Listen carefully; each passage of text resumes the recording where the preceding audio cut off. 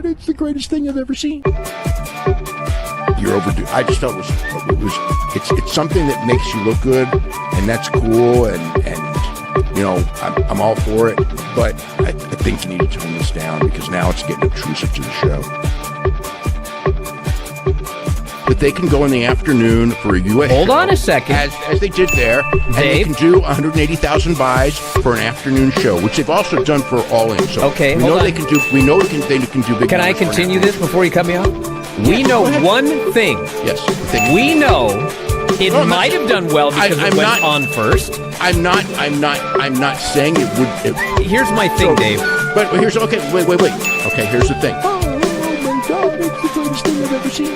I mean, it didn't mean anything to me. It was just a match. That's the problem, Dave. It should mean something to you. Give him a quick squash win just to show that, like, you know, he's not a loser.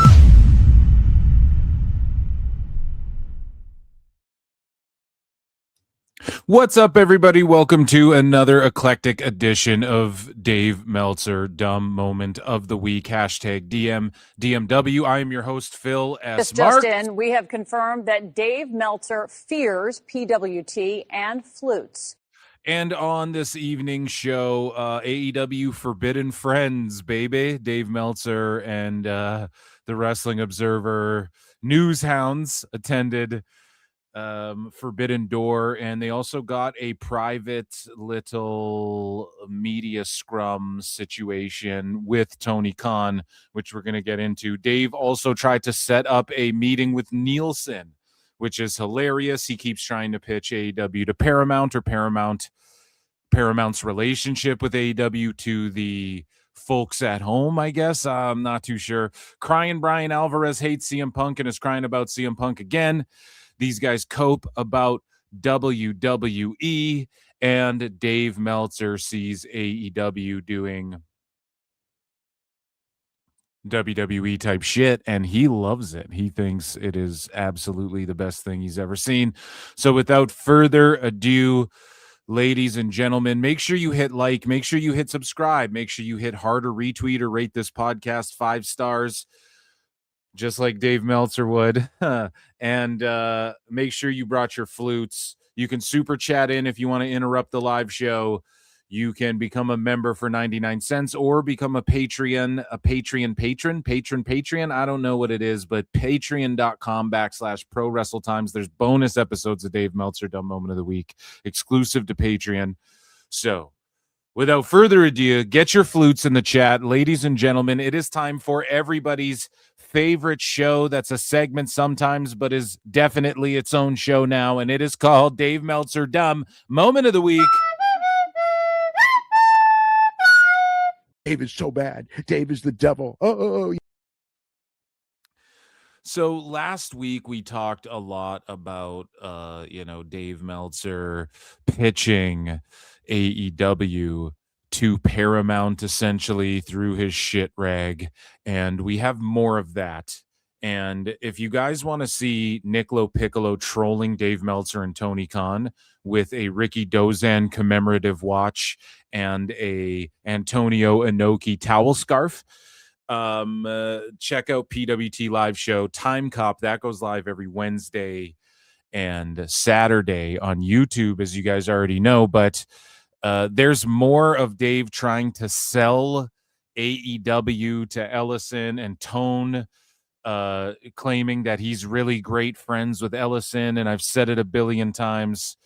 Mick Foley's silence is complicit with Tone being so nice and close with Paramount, according to Dave Meltzer and Tone. So let's get into that and some other people's reactions overall here. And so Niccolo Piccolo grabbed some screenshots from the Wrestling Observer newsletter, and his response is, bah, ha, ha, ha, ha, what the fuck? Because Dave is talking out of turn. He had a Cuervo with him the whole time, too. He's talking about a bunch of shit that he doesn't understand when it comes to this television world, and you can love or hate Niccolo Piccolo, but he knows what he's talking about. He's a Hollywood agent. He posted an article. He posted a clip from an article, I think like today or yesterday, where he was in like 2007, dude. or something like that. Like 20 years ago, he was in the car with Lindsay Lohan when she got in that car accident. He was in the car with her. I don't know. Some tabloid was like, "Oh, an industry insider said a man named Niccolo Piccolo was in the car with her along with someone else, and they got that other person's name." Isn't that funny? Anyways, just an interesting anecdote. But he's definitely has a better grasp of this shit than Dave Meltzer. That's for sure. The way Dave Meltzer's been doing wrestling for 50 years and doesn't even understand it. Niccolo Piccolo's been doing Hollywood for 20 years and he definitely does understand it. But Dave Meltzer had this to say, between now and 2029, Netflix will grow or stay relatively the same while the cable stations will continue to slowly fall in viewership and reach. So he goes, Netflix will grow or stay relatively the same while the cable stations all die out. Oh, gee, is that fucking Nostradamus here? Between now and 29, Netflix will grow or stay relatively the same while the cable stations will continue to slowly fall in viewership and reach, even though WWE did take a very significant hit in viewers over 50 by going to Netflix. By doing to Netflix. Dave, hire me and I'll edit your fucking dirt sheet for you. Jesus Christ. I'm going to read it and make fun of it all anyways.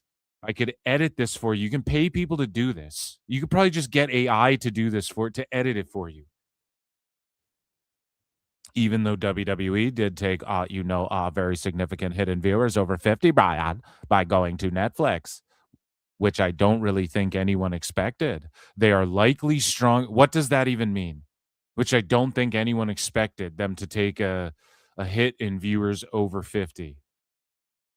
Why would nobody expect them to do that? Dave, you say all the young people are streaming. It's obvious all the young people are streaming, and that's why max it's 800,000, Bryan. That's the type of shit Dave said. But nobody expected that. Maybe before this, nobody expected it. We'll give Dave the benefit of the doubt on that. It's early in the show. They are likely stronger in the key demo. Look at this run-on sentence. Oh my God, they're likely stronger in the key demos, although we can't prove that just by the nature of who watches Netflix. And again, in the key demos, Nick is belly laughing at this. Dave, they're stronger in the key demos. So just all younger people, like, what are you trying to say? There's multiple key demos that Netflix looks at. Okay? And it's just an incredible run-on sentence here. NFL does better in under 35 viewers on Netflix games as compared to the same games on network television as does NASCAR, but they lose in overall viewership because of the older viewers. So Dave is saying they do better in the under 35, but overall viewership is the key demo. Overall viewership. Is that what he's saying? Like, I'm trying to make sense of this. I think I understand what Dave's saying here. So NFL does better in under 35 viewers on Netflix games as compared to the same games on network television, as does NASCAR. But they lose in overall viewership because of the older viewers who are watching on television. Okay, Dave, all right. He's so stupid. I get what he's saying, but he's so goddamn stupid. So if Ellison has any affinity for wrestling, it would appear AEW is the only viable option. So he's trying to say, oh my God, he's trying to say that the older folks are watching on TV, blah, blah, blah, blah, blah. He's trying to make a case that, the younger audience, whatever, and that's the overall viewership. The key demo matters more than the overall now, or whatever the fuck. He always just flips around on this stuff. But he's literally saying, so if Ellison has any affinity for wrestling, it would appear AEW is the only viable option. Like, Dave, you can't just use words like here. Affinity definition. You have to define words. You can't just let people say words, An affinity is a natural liking, attraction, or close connection to someone or something. What the fuck would that have to do? They're already close they already have an affinity for WWE. So what you're trying to say is if you want to maximize whatever this word jumble is that I'm saying here, even though Paramount isn't fucking Netflix, okay, Well, they're both streamers, Brian. Okay, and Cadoodle's a streamer, and that's not the same thing as fucking Stars or whatever the R-rated Disney fucking, you know what I mean? Like, those aren't the same things at all. Amazon's not the same as Hulu and shit. Jesus Christ, Dave. So Paramount, he's going, if they have an affinity for pro wrestling just at all, well, they're already working closely with people with TKO who own the WWE. Okay. So the word's meaning adapts depending on the context. So science and mathematics, chemistry and biology is the second definition. The attractive force that binds atoms and molecules together. So is that what Dave's talking about? Like his love for Kendall Gray? One is the loneliest number, Brian. Why not have two when you could have two wrestling companies? Ooh. Oh my God. So what does he mean here? Like, Dave is such a fucking mental patient, and it would appear AEW is the only viable option. A, Dave, you don't know what a viable option is. B, you don't even know what Paramount's going after. You know nothing about their business. C, you're using the word affinity wrong, unless maybe you mean scientifically and mathematically, but then how does that make sense? You're trying to say more people would watch Dynamite and Collision than just Raw. Or just, like, you know what I mean? It just doesn't make any fucking sense. Paramount and Netflix are not the same thing. And you don't even know their numbers. Like, all you sit there and do is say that they put out wonky numbers. So now you're trying to go by their wonky numbers, but then you want to try and discredit and call them wonky when you're trying to prove the point that Dynamite beats them on HBO Max. It just doesn't make any sense. So he goes on and says, still, I want to make clear, nothing is guaranteed in the TV business, and the new company has to greatly cut costs due to the gigantic price they are paying for the deal. They are leveraged like nobody's business due to the deal.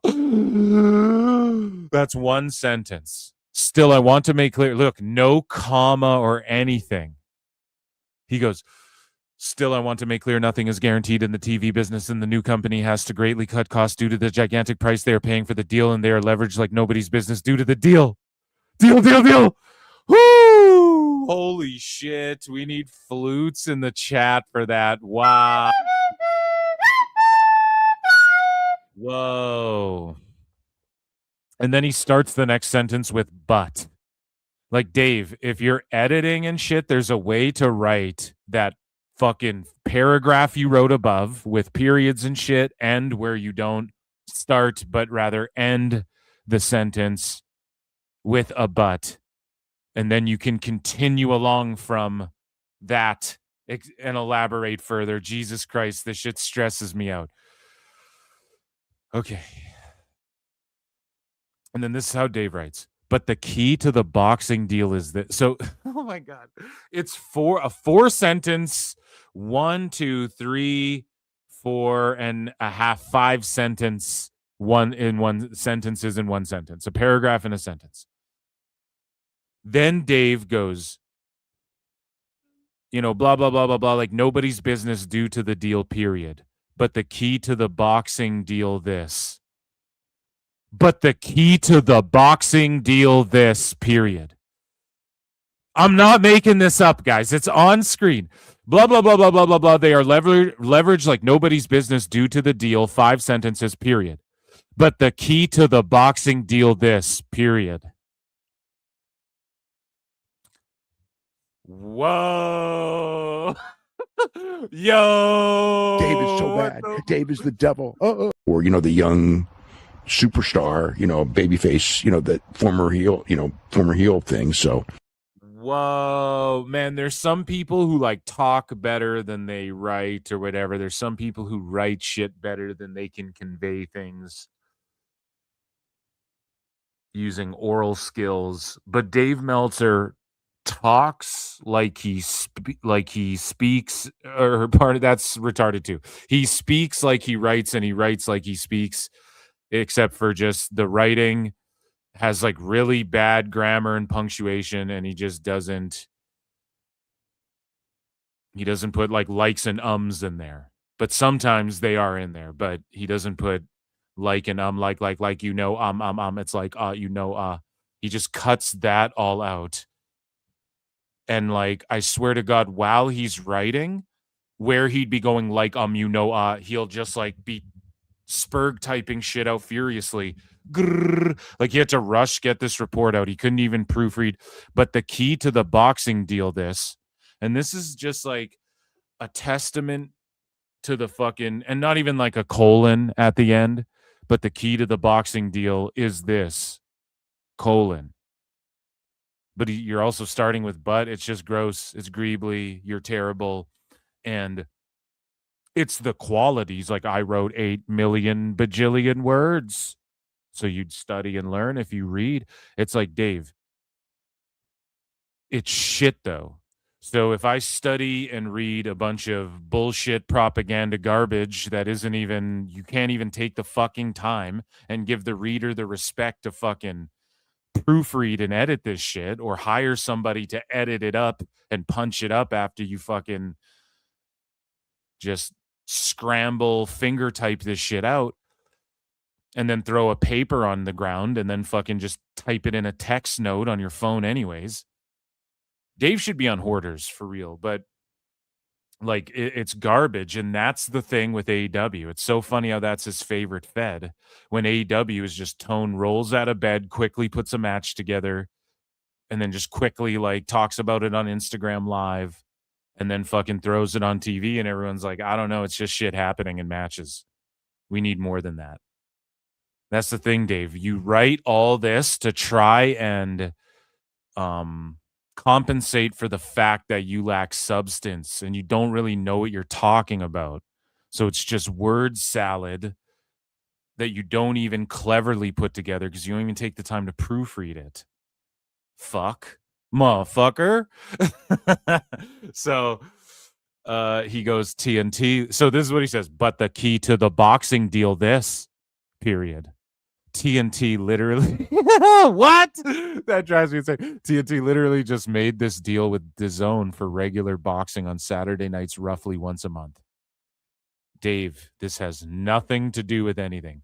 The deal signed in April was for multi-years. What? The deal? Is this a fucking prank? Is this AI? The deal, signed in April, was for multi-years.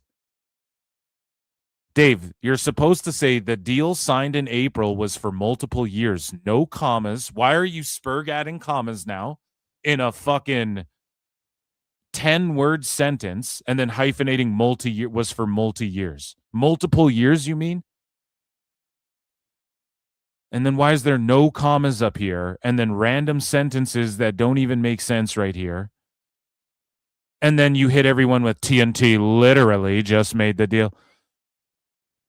He's hitting you with Twitter, sicko literally, this literally happened. It literally, and everybody does that, right? But it's just the fact he's hitting you with like, actually, Bryan. These will be fights that air on DAZN worldwide and in the US, but will also have, and then no space between the comma. Look, the space between April, like where he puts comma, space, signed in April, comma, space. There's no, in the US, comma, no space, because he's just furiously trying to crank this out while he's cranking one out. But we'll also have a television component with TNT. The deal will be with all the promotions under the DAZN banner, which are Top Rank, Bob Arum, Matchroom Boxing, Eddie Hearn, Golden Boy Promotions, Oscar De La Hoya, and Queensberry Promotions, Frank Warren. Keep in mind that Mark Shapiro had not just pushed, but already talked about the idea of Zuffa Boxing and UFC airing on TNT on Saturday nights. When you look at the names, Hearn and De La Hoya in particular, you see people who are Dana White's enemies, and keep in mind both UFC and Zuffa Boxing are on Paramount Plus. So what Dave is trying to say is that Dana White, look, his enemies are also on Paramount and shit. Yeah, and? So why couldn't AEW exist on Paramount? We're not saying they won't for maybe a short period of time. Okay. And maybe Dave's trying to make the point like they could exist side by side. Here's the thing, though. All of those promotions that Dave is naming under the DAZN banner, they're also competing with each other, Dave. So it's not just Dana White versus all these guys. All these guys, Bob Arum and Eddie Hearn, have to fucking independently broker deals. Like boxing got fucking ruined because of that shit, where so many of these promoters just protected their guys and other promoters wouldn't go up against other promoters because they didn't want to have to split the pie.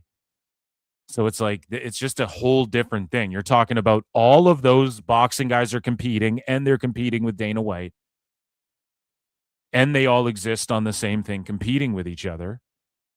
So now you're taking just Tone and saying that, well, because it's cheap, it's got failing numbers. You're talking about when Oscar De La Hoya puts on a fight, some of these things have fucking flopped. Yes, Eddie Hearn, he's all over the place. You see him in the background of the biggest fights on Netflix and shit already. Same with Dana White. These guys are a part of like the biggest fights and the biggest fucking events that you could see be put on, right? Tone's not behind any of that shit. There's just no motion with it. That's all anyone's saying. So they might even pick up, at least any rational person would say, I need some goddamn coffee. It's just Dave's like crazy ass sentences. It rubs off on you. I swear to God. It's like you can't rot your brain. This is brain rot. This is backrooms fucking tralaleo, tralala brain rot in the IWC that Dave's just pumping out.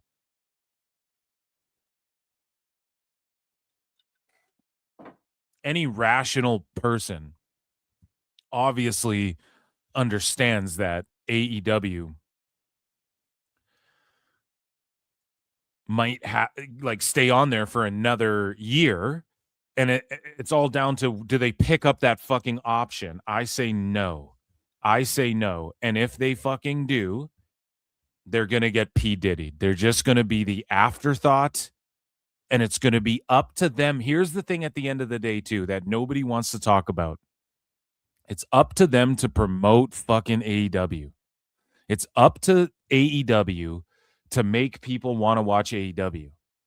Okay? So all of this doesn't fucking matter. And Dave wants to go nothing's for sure in the television business when it pertains to other shit. When he's talking about WWE, and yes, I get it, he's talking about AEW here, but he's mostly like breaking down the TNT, Paramount, WWE, TKO, combat sports side of all of this shit, right? And then he likes to say things like nothing's guaranteed, blah, blah, blah. But with AEW, nothing's guaranteed times 10 because the numbers aren't that good and you guys are lying about them. And you go to things like, oh, the pay-per-view. They don't care about pay-per-view. Okay? And when you're talking about all of these promoters, this is like 5 guys all competing with each other. It doesn't matter that it's, Dana White because TKO, all these other enemies. No, Tone, it doesn't run like a profitable business and shit. They're about to inherit anywhere from 5 to 25% of this company. Legally, right? Anything above 25, it would have to be disclosed. Some people say anything above 5, it would have to be disclosed. We looked into it before. And depending on how they classify AEW, depending how Warner Bros.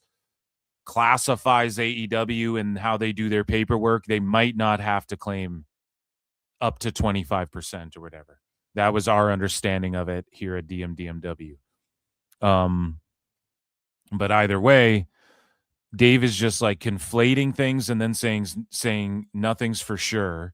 And maybe he means that about AEW too, but it's like that's all anyone's saying. Nothing's for sure with AEW, and when nothing hasn't been for sure for a long while and people have pointed it out, and we're not sure on what the numbers are, we're not sure on what the pay-per-view buys are, we're not sure if it's actually doing good or if Tone is papering houses, we're not sure if we should even be going to Wembley anymore, We're unsure of our booking, which we're going to get into in a bit, where they last minute are taking matches that Dave and people thought were going to be on pay-per-views, and now those are just on fucking Dynamite. Kenny and MJF coming up for the world title. When we're unsure about fucking everything when it comes to the company, like that's all you have to say, Dave. Skip all this and go, it's not like AEW and WWE couldn't exist on Paramount, but things are unsure, and AEW's really going to have to like lay their claim. When you're talking about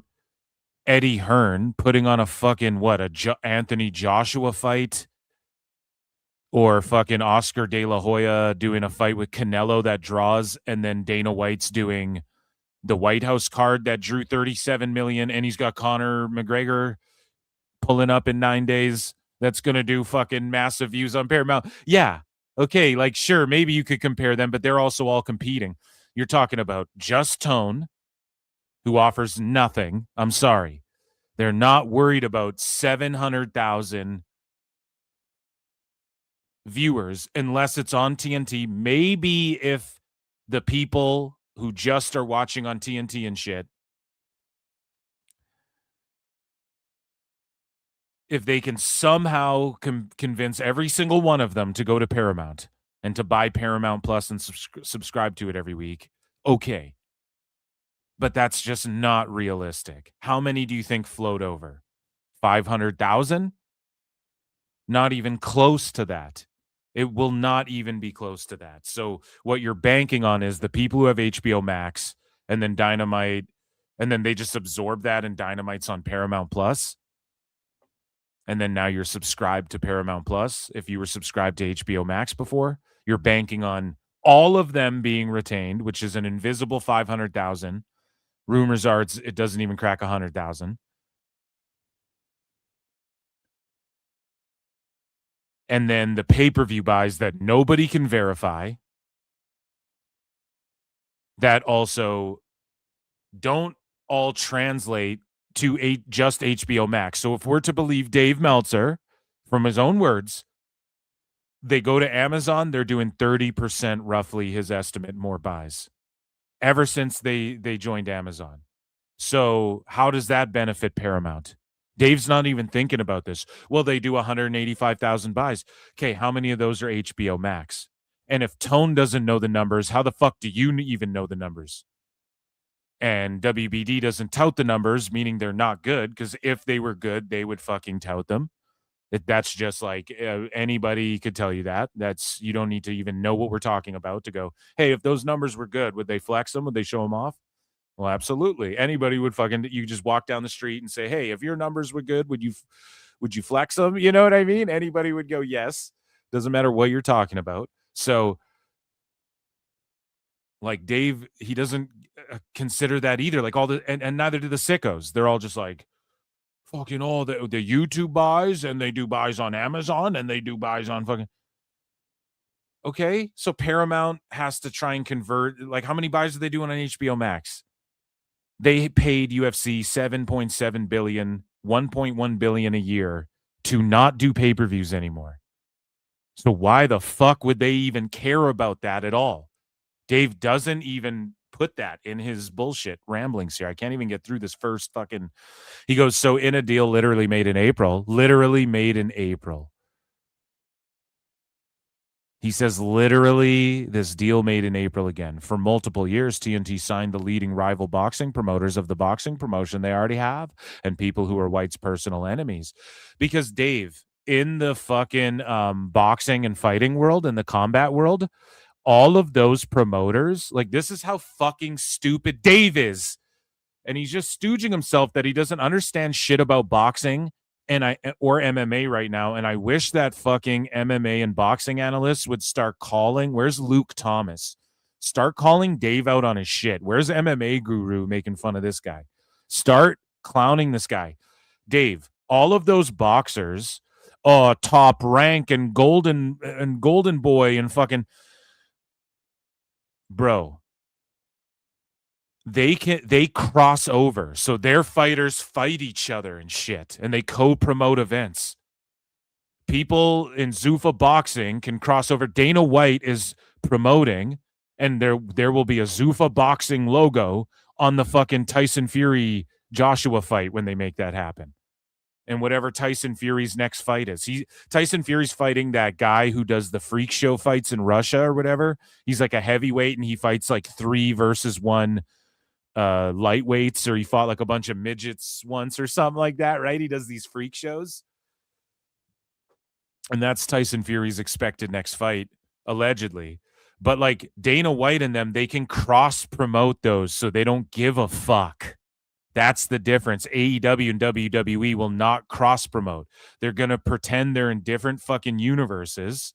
And AEW spurging out about WWE and the wrestlers crying about WWE on Twitter doesn't matter because they're never going to have a crossover. Whereas if Tyson Fury talks enough shit to this guy who's over here with Matchroom, they can fucking fight each other. That's still a possibility. And in the current landscape, that's more of a possibility because these promoters have protected their fighters for a long time, but a lot of them have realized they got to stop fucking doing that. And you need to make the fights that people want to see happen, right? And Dana White is fucking very much the person who influenced that by taking Chuck Liddell and bringing him to Pride and shit way back then. I'm not going to do an MMA combat sport history lesson. And if I'm off, fucking feel free to correct me, but God damn it. They can fight each other. The Ali Act, that's what everybody's crying about right now. The Ali Act, Dana White's trying to put it out of fucking biz. Dave, TKO, regardless of Paramount, is going to try and sign up every fucking boxer there is that's a big name and absorb everything. That's what they're trying to do with Zuffa. They're just going to try and own boxing, okay? And the Ellisons can help them procure that, and you're just too dumb to even fucking understand. So anyways, he goes, Paramount Plus has no wrestling promotion at all, yet people think because UFC and Zuffa Boxing have a deal with them that they would cancel AEW. No, it's because of the bad numbers and that shit and the political stance that the wrestlers and Mick Foley take and the fact that the Ellisons are maggot up. That's what it is. Stop fucking trying to make it about UFC and Zuffa. That's not the reason. If that's the case, how did this new deal get made? Because it's combat sports, not pro wrestling, Dave. Again, there are capital K. Keep in mind that shortly after this deal commences, look at this shit. Dave's spurging out in his own newsletter. Again, there are, and then capital letter. In the middle of this sentence, he starts a new sentence. Keep in mind that shortly after this deal commences, that Paramount Plus and HBO Max will become one larger streaming service, which means the company that did the huge overpay for UFC, they did an overpay for UFC. See how he just it's an overpay. So you want them to overpay for AEW? People are like, no, they're not going to overpay for it. Well, why wouldn't they? They did an overpay for UFC. Yeah, so they won't overpay for fucking AEW. They won't overplay their hand with they'll just go, be free. Or why wouldn't they go, you know what? We're just going to sell you back, Tone. We want you to buy back the 25%, or we're going to go shop it and sell it to someone else. Why wouldn't they do that? If they overpaid for shit, don't they want to recoup some cash?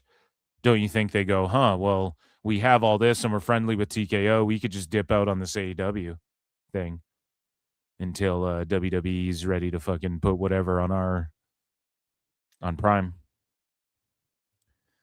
You know, how long are some of their other deals in place? Like, how do we not know that Saturday Night Main Event doesn't end up on Paramount or some shit in the near future? Like, Dave's just cooked. He's the cookie monster. And he just started a sentence with a capital letter in the middle of a sentence.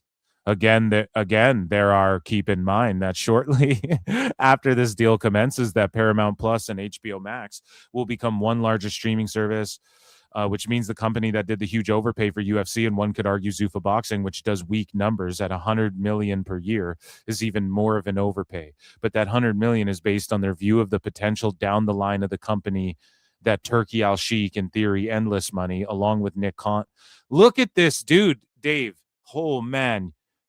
Holy shit. Where does the sentence even begin? Guys, I'm going to read this whole One sentence, no period, where he spurgs out, doesn't even make sense, doesn't read it out loud. Guys, you just read things out loud. And if it don't jive, then it's contrived. You know what I'm saying? So, okay, we have to go all the way back. Listen to the sentence. Again, keep in mind that shortly after this deal commences, that Paramount Plus and HBO Max will become one larger streaming service, which means the company that did the huge overpay for UFC and one could argue Zuffa Boxing, which does weak numbers at $100 million per year, is even more of an overpay. But that $100 million is based on their view of the potential down the line of a company that Turkey Al-Sheikh and theory endless money, along with Nick Khan as the behind-the-scenes promoter who has an excellent reputation due to WWE's growth in recent year, and Dana White as promoter in front of the camera will make this boxing franchise huge, period. And in time, the expectation is that they will, period. I'm not joking, guys. I'm not fucking joking. It's on screen. There's a guy that has papers everywhere in this room. Like, if I'm fucking, what am I doing that's so wrong? Should I not be pointing this out? This is brainwash, brain rot, brain dead, slop that should be exposed. And again, if you subscribe to this shit reg for $14.99, I'm trying to save your life. Don't be mad at me. Don't come in my comments mad at me that I do this. We have 50 years of this garbage to undo. This is fucked up, man. I'm like offended. I'm deeply offended by this. Personally. CWJ1288 for 5 says, if by miracle all 700K bought Paramount Plus for $140 a year, that's $98 million. That is about half of what WB pays for AEW now. AEW is closer to TNA for rights. So there's math. Math is a wonderful thing. The only reason I know about this is because I know about it.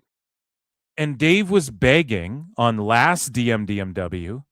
Dave was begging Paramount pretty much, being like, not begging, but insinuating that they should, because he thinks they're reading his garbage, which nobody can. It's not intelligible.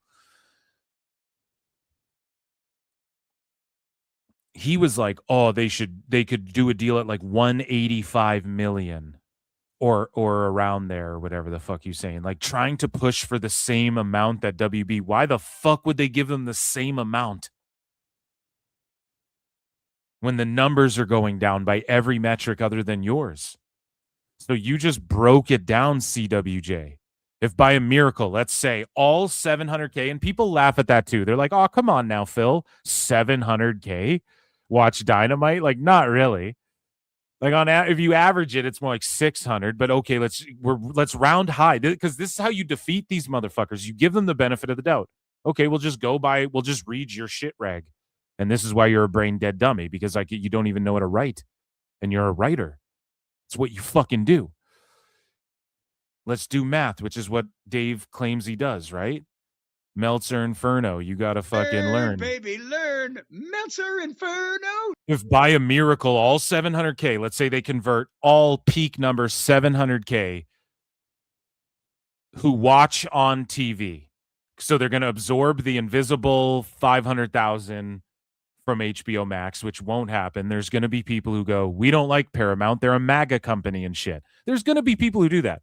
Look at Paul Walter Hauser and all these fucking people crying. There are people who will do that and will refuse to pay for Paramount, but they supported HBO before. I promise you that'll fucking happen. So they're not going to convert 100%. And then let's take their television audience, high-end 700K on average. Let's say by a miracle, all 700K of those people bought Paramount Plus for $140 a year on average. Let's say they buy the upfront or they pay for it monthly. That's $98 million. They paid upwards, quote unquote, $185 million. Allegedly, they didn't really pay them that. Okay, I'm sorry, and it wasn't in cash. There were incentives and stuff, and also, I've just heard rumors. Whatever, it's not up for me. Nicolo Piccolo can tell you guys all about that shit, or Famous Davis, or some of these other guys who were leaking shit. Got plugs and shit. As far as HBO's concerned or whatever the fuck. All I'm saying is this, man. The rumors that are swirling around is like, it was not 185 million, but let's just say it was. Okay, 98 million. It's a little over half. What the fuck? You know, and then pay-per-view buys, but they don't even want pay-per-view buys. They're not trying to sell pay-per-views. Or they'd be selling me a Conor McGregor pay-per-view in 9 days. So Dave's just cooked. And again, this sentence is, I'm not lying. So he goes again, comma, there are capital K, starts a new sentence. Keep in mind that shortly after this deal commences, that Paramount Plus and HBO Max will become one larger streaming service, comma, which means the company that did the huge overpay for UFC and one could argue Zuffa Boxing, comma, which does weak numbers, comma, at $100 million per year, comma, or per year is even more of an overpay, comma. And then he goes capital B, but that $100 million is based on their view of the potential down the line of a company that Turkey Al-Sheikh, comma, in theory, endless money, comma. So are you saying in theory, because it's Turkey Al-Sheikh, he has endless money? This isn't journalism. In the NFL, they would fucking laugh you out of any room, any fucking low tier, C tier fucking football news site would laugh at you, Dave, because you can't write like that. You say Turkey Al-Sheikh and people know who he is in the combat sports world. You don't have to go, comma, in theory, endless money, comma, along with Nick Khan. You're trying to say Turkey Al-Sheikh sees the potential of the future in AEW. It's all ex-WWE guys that are over. So does he look at that fan base, look at the 2K people in the crowd, look at the people, the price they're paying people for how little they're drawing. Just because Tone's willing to waste his money endlessly doesn't mean other people are, Dave. They're not all money marks, okay? And you're like, oh, Turkey Al-Sheikh's looking at the future. Yeah, he is growing. He gets to match make. He gets to make fucking matches for Zuffa and tell Dana White, this is when we're doing this, brother. We've seen it in interviews. He's a part of it. He's going to grow it and blow it up. He doesn't want to team up with Tone, who's some kid billion. Like Turkey Al-Sheikh's like, this is a kid, okay, who got his daddy's money. Cool. They don't want to team up with him to help grow AEW for the potential down the line when the most over people are ex-WWE guys. Okay? They're not trying to do that. It's fucking nutty. Dave is just so nutty. Nick Khan as the behind-the-scenes promoter has an excellent reputation due to WWE's growth, and Dana White as a promoter in front of the camera will make this boxing franchise huge. And in meantime, the expectation is that they will.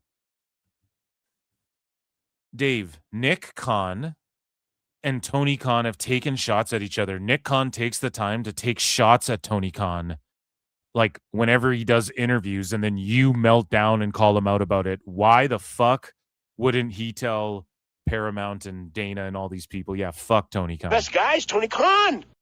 Like, you're crazy. CWJ for 2, sweet, says, put the Wrestling Observer newsletter into Grammarly and show this score. Thank you. Dude, I really fucking should. We need to start doing that, okay? I'm not going to do it live right now because I've spent too much time on this. This is too much time. Rabid Wolverine LC Killer 17 for 2, sweet, says a first grader is a better writer than Dave. Without question. Absolutely without question. So we have to end this. He keeps going on. I'm just going to fly through this. Yet when the dust clears, as things stand right now, the new streaming service will not only air other boxing companies, but the key rival companies. No, it's not key rival companies, bitch. They are, but they aren't. And people who White himself are embroiled in a public feud with. When first announced, I had figured it would air at 10 p.m. when the Collision lead in, but instead, at least the first monthly show will air at 8 p.m. It remains to be seen the plans for the TNT boxing going forward. As they idea of debuting, it was on 7/4. What the fuck? Going forward, as they idea of debuting, it was on 7/4. Whoa! Whoa! Uh-oh, retard alert. Retard alert, class! It should be noted that Collision would get destroyed in the ratings on that night just because it's July 4th, so excuses. So moving to Thursday is for the best. That does put it head-to-head with TNA. An inconsistent time slot is going to hurt ratings, although Collision was regularly moved for sports, and that will continue to happen outside of boxing nights as well. So they're already getting the shaft for all of this boxing. Well, all of this boxing exists, and Dana White's on there. Okay, and AEW's already getting bumped for boxing and shit. You think Paramount's not going to follow suit, dude? You think they're not just going to bump AEW? Oh my God. So again, Meltzer said what goes. So if Ellison has any affinity for wrestling, it would appear AEW is the only viable option. Like, it's actually mentally fucking ill what Dave Meltzer does and says. And so this guy goes, on the other foot, a crowd has the right to not react to crappy shows. And again, they put on crappy shows without one of the sport's top journalists calling them a dead crowd. Meltzer goes, given most called it a good to excellent show, the analogy is incorrect. It was ranked among the highest shows ever on Cage Match. I totally disagree, but this is a consensus score and the wrestling was excellent. But clearly this was hardly a show to be called crappy. And the fact was the issue was crowd micing. I'm going mental. As those there live said, the crowd was very loud and the Collision tapings had strong reactions. So when the crowd shit, it's the miking. Nope, I don't let WWE fans do this either. When they go, oh, they just weren't mic'd good. Nope. It was either a good crowd or it wasn't. And I just wrote consensus meeting 30 unbathed marks. And then Disco Inferno goes, the Meltzer and Cage Match crowd, which is like literally 34 people will rate a show, are the type of movie critics that are giving 4-star reviews to movies where a considerable amount of people are walking out of the theater and they are dumbfounded why people walked out. Yeah, they're fucking angry Joes crying about fucking Supergirl. Learn, do you know what I'm saying? Baby, learn. Meltzer Inferno.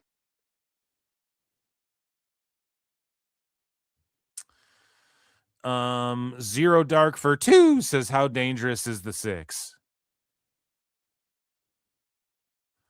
I don't know. I don't know. I don't even know what that means. Thank you for your support. Yeah, so we move along here, okay? And Dave Meltzer continues along with shilling for AEW and the television numbers. So Mr. Eddie Gillette posts, bro wrote a whole load of nothing when all he had to say is AEW Dynamite got smoked by NXT. Someone get Paramount on the phone. Well, 789, Brian. CWJ for 2 says, I missed the quarter hours to show people fleeing. Yeah, I mean, I do, but I don't, because like I do in that you can see who is like tanking the show and who isn't, but we already know, like, we don't even need that shit answered. We've seen it enough. We know them hiding it is more like, we know why you're doing that. Tits and Ricky Dozan and Timmy Hortons. Bye, Phil. Dude, you know it. Titties and Ricky Dozans and fucking and towel scarves. Is that what you're talking about?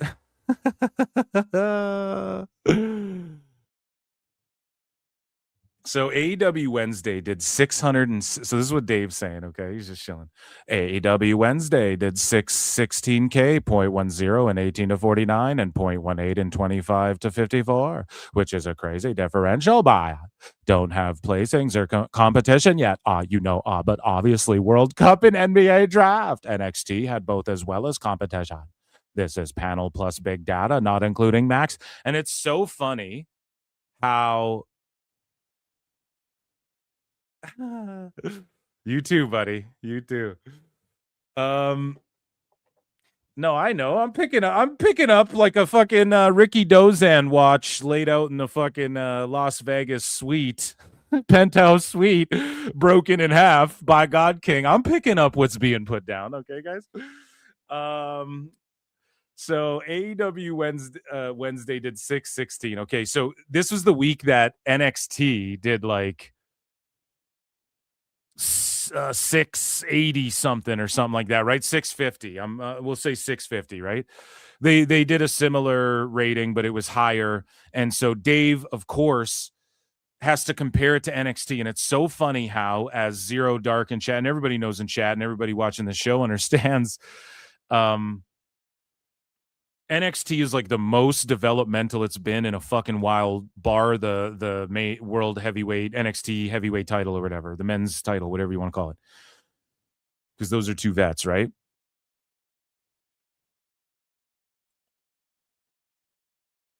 So the fact that AEW at this point, when everyone's like it's white hot, is even still being compared to the pure developmental, like they're done with Oba and Javon, and these people have all been called up, right? And now we're in an era, and like Joe Hendry's not there. We're in an era of like all these new faces, to where people are melting down and deliberating over who's going to make it. Is Mason Rook a waterbed? Is Jim Cornette, right? Like who's going to make it, who's not? Kalani Jordan. Dave's finally realizing Kalani Jordan's really good. Yeah, she'd been good, bro. And it's funny because when Dave says shit like Dynamite fucking beats Raw, so that would mean NXT's beating Raw and SmackDown's beating Raw, yet their ratings are less and their attendances are less or whatever. So none of it adds up. None of it makes sense. And so Meltzer goes, added 21% faux SmackDown. Okay, so look at this. More typos in his tweets because he's just furiously fucking tweeting. He's all oiled up. His hands are slippery. Panel alone system until September added 21% faux SmackDown and 23% to Dynamite in viewers last week, and even more in key demos. So since the last time, and I hope I'm tracking this correctly, since the last time that Dave Meltzer said that they updated the panel, apparently they updated the panel plus system again or something, according to him. But the last time in April, no one actually came out and confirmed this. Nobody's come out and said, yeah, Nielsen switched up again. But we still give people like Raj Giri, still give Dave the benefit of the doubt, and like will run with his, I mean, the method switched again. So they still give him the benefit of the doubt in that, when people really should stop. Because look at this paragraph right up. He doesn't even running through the 6 with his foes. You know how that shit go. Look, he can't even fucking spell 4. He's just furiously lubed up and typing.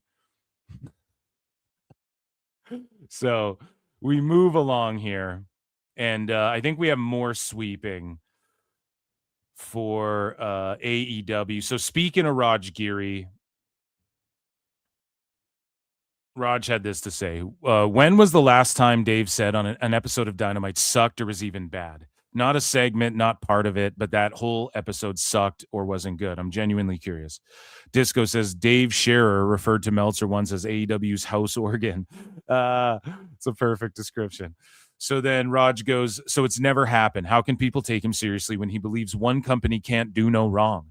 Even when they collapsed in ratings and overall interest for a while, they've come back. And then Dolphins Talk says he just said on his podcast tonight that he had a meeting scheduled with the Nielsen people. So Dave says he has a fucking meeting scheduled with Nielsen, and they stood Fire! So even if he did, he had Cuervo with him the whole time too. Okay. And he goes, he said there's been no time in history when AEW has been watched by more people. He didn't say it flat out, but it sounded like he wanted to meet with the Nielsen people for true data to prove AEW is more watched than WWE, so he can give it to TK so he can ensure Paramount doesn't cancel him. Oh my God. And then Raj Giri says everyone with common sense knew. Now I think Meltzer said what?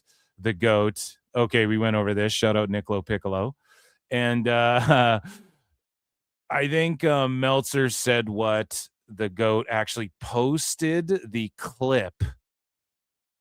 Here we go. I believe this is the clip. This is a 2-minute long clip, and Meltzer said what goes, Dynamite Dave tried to set up a meeting with Nielsen. Have no doubt this man would napalm a Vietnamese village to find a way to beef up Tony's ratings. Where's my GOAT? So let's take a listen to this clip.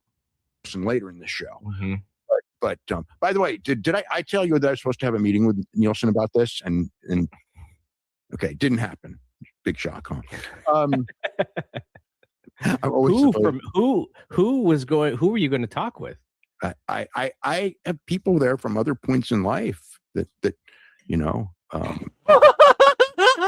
Oh, I just love when he gets all other points in life, Bryan. Just listen. Who were you going to talk with?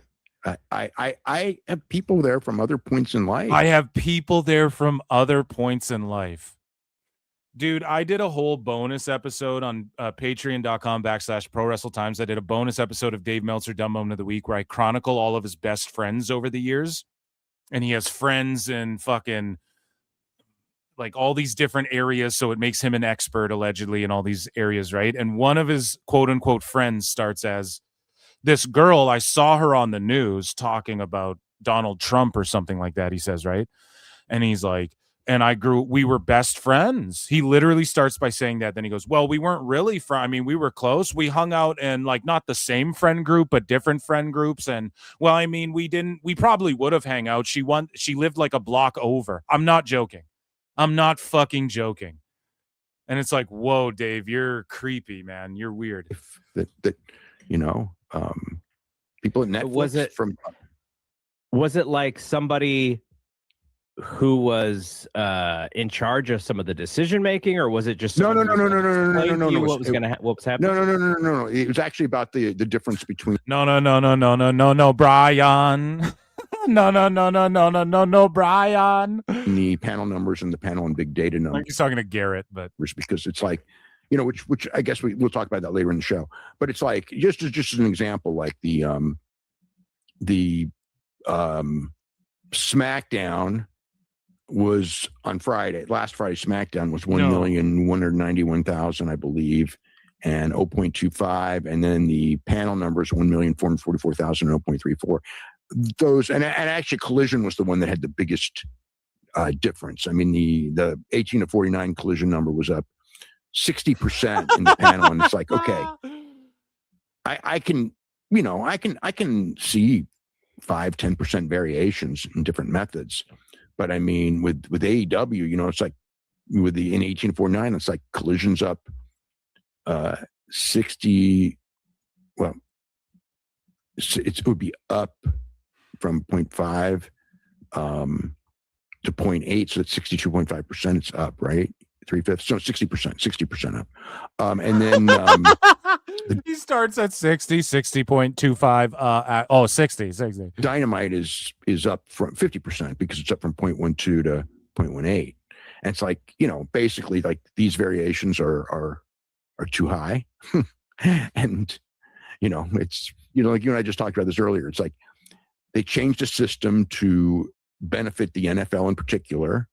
AEW's not peaking anymore, Bryan. Why doesn't he say that? Why is it always just like WWE's not at its peak? It's like, yeah, dude, it's been around for 50 years and it's had peaks and valleys. AEW has just trended downwards. That's all and then you had Punk show up and then it's like bloop, there's a blip up again, and then it just went downwards from there again. So and sports in general, and somehow for reasons that people have tried to explain but never really have done well, that wrestling got caught in the crossfire and got hammered really bad. And we've had several changes. He got cross-hammered. Cryin Cross debuting in AEW, Bryan. I mean, changes, but the the panel numbers are still there. So I mean, I know. So for whatever reason, Dave here. Dave thinks he knows what the fuck he's talking about. So Niccolo Piccolo had some more insight to share and some more clips from the Wrestling Observer itself. And God bless him for reading this shit and extracting it so we can make fun of it. So Niccolo Piccolo says, source, David Ellison is a wrestling fan, and don't say Tony Khan. Don't say Tony Khan. You know what that means. There's only one thing to say. Tony Khan. So Dave says, actually, it's like, except, Collision is, going to be bounced around regularly going forward. And they're the Oh my God. See, I can't even like read it as a bit because it's actually that tarded. Collision is going to be bounced around regularly going forward, and there are very noted political implications in this. Oh, so he's trying to say, and there are very noted political implications in this. Holy fuck. TNT is getting into the boxing business with a monthly Saturday night show called TNT Boxing. The TNT Boxing story is actually of major significance, Bryan, to wrestling fans who seem to want to believe that TKO will force AEW off the station after the Paramount Skydance purchase, even though Tony Khan every week talks about being friends with Dave Ellison from the NFL and that Ellison is a wrestling fan. Holy run-on sentence, Batman. So again, Mick Foley's silence is complicit. Tone likes to flex that he's friends with Ellison, but Ellison's never been like, yeah, I love Tone. So he could just be talking shit. They did other projects with the NFL. Yeah, they let Tone wear a neck brace, and he probably paid them to let him do this. Just like he pays them to do the lucha masks. He probably paid them to do NFL films with him with the fucking neck brace on, and they all think he's autistic, and they're like, okay, we'll fucking we'll let this kid, this fucking special needs kid here do this. You know what I mean? Like, that's all that is. I don't. So again, Dave just has to keep reiterating over and over and over and over and over and over and over again to the wrestling fans who seem to want to believe that TKO will force AEW off the station after the Paramount Skydance. We get it, buddy. Like, just say what you're trying to say. Just do the report. Like, don't filibuster with all this garbage that doesn't mean anything. So he goes, well, Paramount always could take WWE down the line. Raw, SmackDown, and NXT are all under contract through 29, and nobody is making any decisions next year about what. So, okay, why don't they just, they might put AEW on there? Probably not. Okay, there's people who are saying they're going to pull the plug this month. It's July 2nd, so sometimes this month. I'm just saying this. They keep AEW on Paramount for a year, and then they don't pick up the ops. They just let their shit run, or they pick up the 1 year extra. They let the shit run up, and then 2029 comes a knocking right around the corner. WWE shows up. NXT splits into two brands. Fucking AAA has an American division. Fucking, there was rumors of a third main roster show. I don't think they should do that, but when is SmackDown done on the? When is their shit till the US with USA? Who fucking knows? So, plus the most likely scenario would be after 29 for Raw and SmackDown to both end up on Netflix, unless Netflix has decided they have enough WWE and don't want more. Well, I think everybody wants more WWE right now. I don't know if SmackDown being, I mean, it's all in Canada. It's all on Netflix already. So that would be cool if Americans could enjoy that as well. But yeah, they're going to go like, I don't know. Dave's just purely speculating, you know? So here's another pull. Niccolo Piccolo had this to say, just a big, long right up here. He goes, here's my read on what's up next on Paramount WBD. I think this closes faster than people expect. DOJ clearance took the main U.S. federal antitrust block off the board.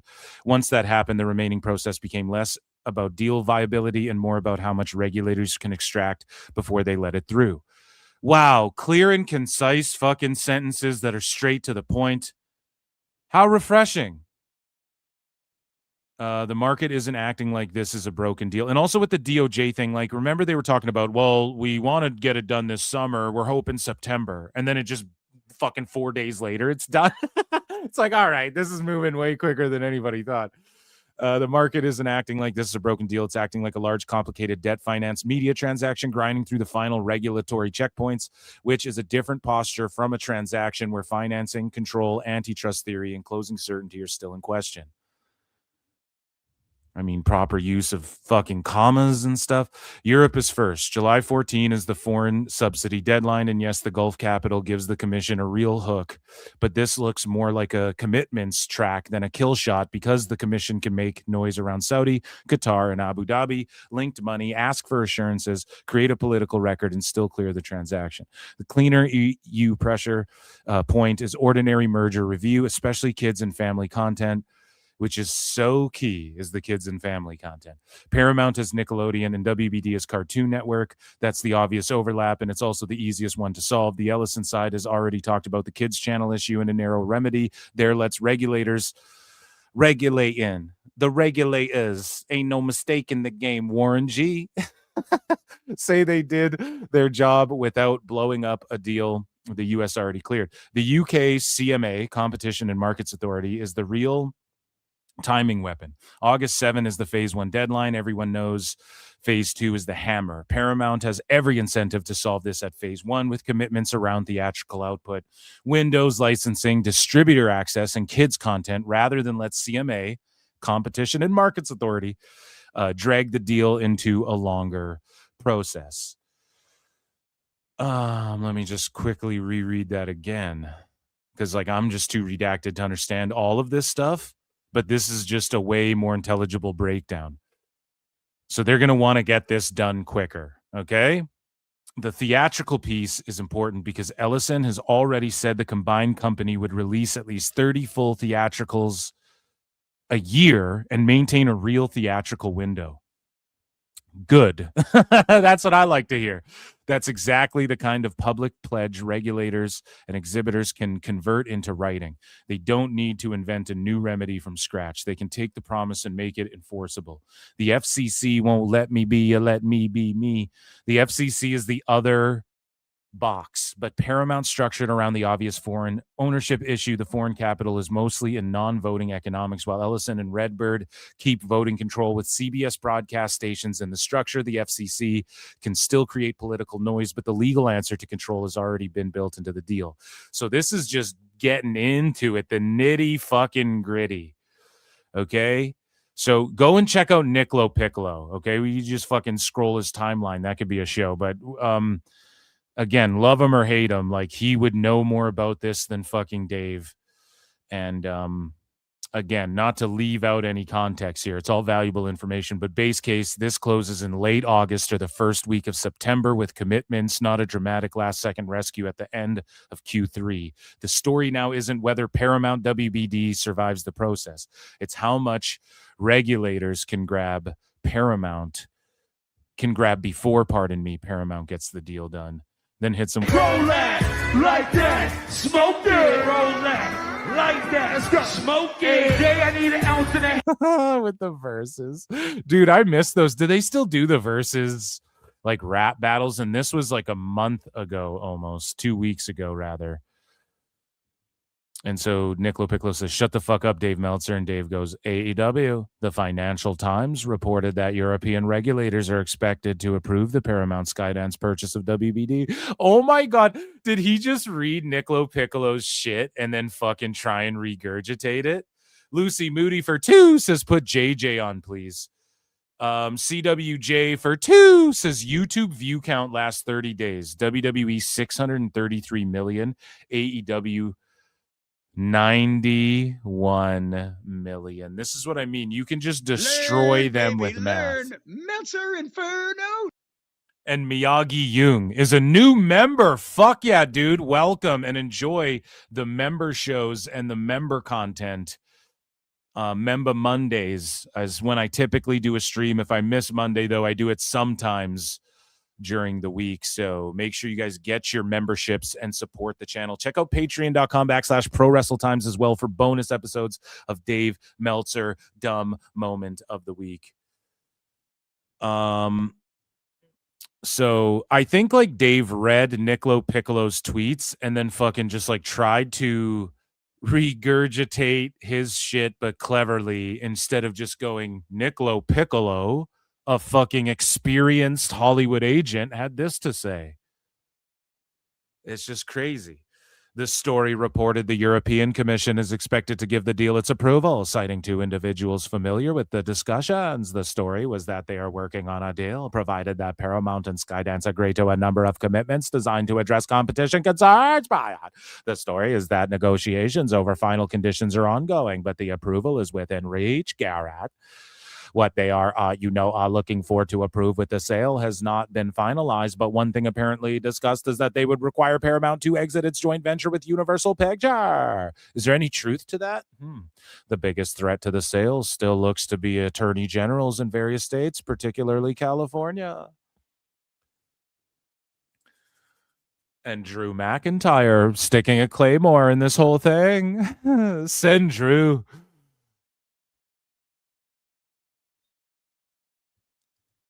Has he done a Universal picture? So, jeepers, man. Let's see. I just want to see if there's any more Dave talking about numbers and all of this stuff. And his fucking sycophants, like, look at this. Real Philly P. Okay? I denounce this Phil. Okay? Us Phils denounce real Philly P. And he's not one of us. And so, no. He goes, Dave, that Owen final is currently the highest rated women's match in AEW history on Cage Match. And in the top 10 of all AEW matches ever. It better get a 5. And Dave loves Cage Match. Motherfuckers are talking about Tone is showing executives Cage Match ratings and shit. Just ludicrous. Luda. So speaking of AEW, let's get into some more AEW discussion here when it comes to Dave Meltzer.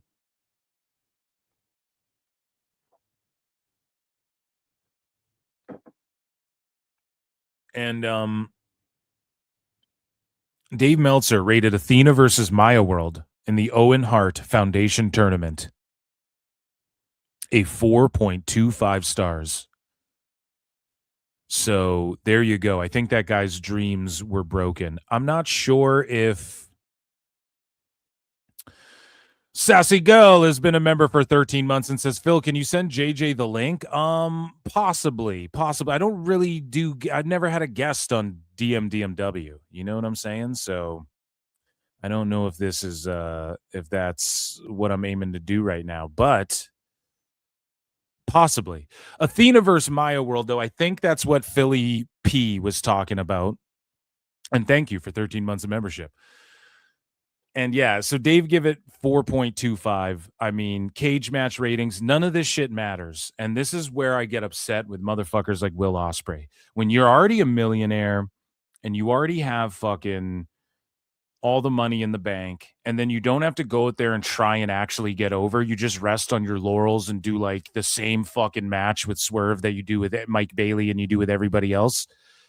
And then Dave just rewards it 5 fucking stars, and that's all you're doing it for. That just leaves AEW in a worse place. That's not good for tone. But yet they're like hung up on this shit. They think that executives are going to look at Dave Meltzer, who can't even formulate a fucking sentence properly, and they're going to look at that and then look at like Cage Match ratings.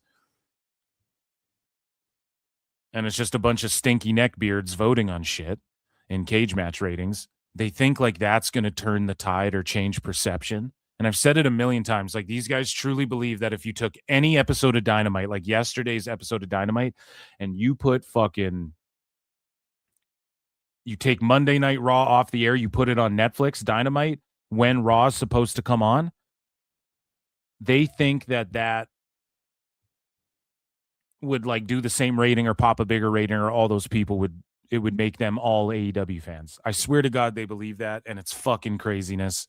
And shout out Maya World. I'm not even hating on her. I actually applaud Tone because I said he should do that. He should push her to the fucking finals and try and like make a star, like try and make somebody something. Like maybe it becomes the new Kofi Mania, Maya Mania. I don't know. I don't know if Tone even has the capacity or the fucking creativity to facilitate that. But what I'm saying is, try something different. Do something crazy, as Asher Roth would say, right? And man, I love college. And I love Ricky Doze and Bryan. And I love Tone. So Dave talks about Forbidden Door, this was before it went down. Okay. And this was him already pre-glazing it before it even happened. That is a crazy show. I mean, when you look at those matches, it is going to be something. I will say that. I don't know if every match will be great, but I mean, we're going to get seven or eight awesome matches on that show. It's 2, 4, cage match 6, has to be 8. good. Who do we appreciate? Tone, Tone, Tone. But there's no way around that one. Moxley and Bandito is probably about a 95% chance of a great match. Oh my God. Omega and How can you say that? How can you even say that? How would you know that? They're just going to do good moves. 90% chance they do some good moves, Brian. Back is probably 95% chance of a fantastic match. Now he's doing the weather report. Now he's so boring, tired. Oh, it's 95% going to be such a great match. Look how excited I am for this excitable show. Well, I'm very tired and I am actually just lying and don't really care about any of this. And he does the weather forecast for how good the matches are going to be now. That's Dave's approach. You couldn't be any older of a man. It's Swerve and Will Ospreay is 110% chance of a fantastic match. Oh my God. It's 110% chance. So more than 100, just like the 5-star system. If it's 7, it's way better, 110% chance, not 100. So it's actually less likely now that Mox and Bandito's good because 95 and 100, it's not really 100 is the limit. It's actually 110, Brian. Push it to the limit, Brian. Match using math that doesn't make sense. Yeah, using math that doesn't make sense. The fuck are you talking about? He's literally reading a weather report trying to get the fucking matches over for this show. The Mystico match, the 3-way. I mean, that match, it can't help but be great. It's the first time the Young Bucks have ever wrestled Mystico or Dorada, which is interesting. And adding Teton in. Wasn't Mascara Dorada like in the Lucha House Party or some shit? And then Mystico, he's this big fucking legend, yet MLW books him better. And he's relegated to a fucking 3-way tag match with Teton. What the fuck is a Teton? What is that, like a fucking cocktail or something? Go. And Dave's like, it can't help but be a great match. He just loves moves so much. There, that guy's. Well, that was a glitch. That is a crazy show. I mean, that match, it can't help but be great. It's the first time the Young Bucks have ever wrestled Mystico or Dorada, which is interesting. And, adding Teton in there, that guy's awesome. I mean, you got. I know it doesn't math. Yeah, you mean like 110%? The fuck you talking about? It's just, man, what a show. Techland Starlight Kid's going to be really good. AEW's had some of the best pay-per-views that they've ever had this year. And this one, like, it feels to me that it's missing, the Zero Dark for one. Did you forget to type something in there? Weather. Humper Chat. Thank you so much for your support. What are you saying in here? I put Meta World Peace on the weather report in Vancouver. In Vancouver once. That's awesome. Thank you for the support. That actually rules. Shout out Meta World Peace. Is that still his name? He goes by that still, or he didn't switch it back at all? Missing of the world title as the main event may have it short, but that cage match is going to be out of this world. Vancouver, bud. I mean, with all the talent that they got in that match, I mean, that match is going to be fantastic no matter what. I mean, so listen to the way he's glazing it. Was it that good? Like, I rated Forbidden Door a C overall. Crazy. So, yeah, I'm curious to see, I'm sure it won't do the numbers that Double or Nothing did. But then he melts down in a bit, and you guys are going to hear he says that it did 185K. Or roughly 185K when he's coping about WWE. But I think it's still going to do pretty well. You know, I can't imagine it not really. Why? But how? Like, what would indicate it's going to do good pay-per-view buys? Because fucking Mystico and Titan are in a match with Mascara Dorada and the Young Bucks? Why would that magically sell anybody on a pay-per-view? He just puts over these matches like he's doing the weather report, and then he fucking goes, because for those reasons, I can't imagine it won't do well. You're cooked, buddy. So here is Dave Meltzer. Well, we'll circle back to that because they cry about CM Punk quite a bit here. And here's Dave now talking after Forbidden Door about how good Forbidden Door was. And of course, he was there with his gaggle of troglodytes here. I'll be there for Nuge, and I'm there for Tone 2. Down, down, and it down, down, down, down, down, down. Right?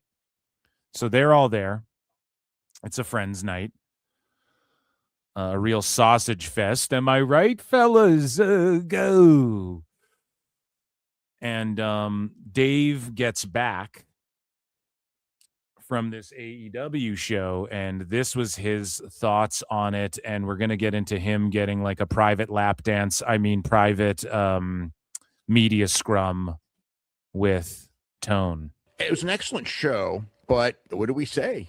You know, these shows are too long. It was so front loaded with those first 3 matches, and it made it difficult. But it was very selfish. Like, if you have to say that about a show, oh, they front loaded it and it was difficult for how long it was. That's just automatically an L. That's bad booking because it's bad formatting. And it's like, why did you make all the EVPs go first and have 30-minute fucking matches where they do every move there is to do and hit the announce tables and do every fucking thing?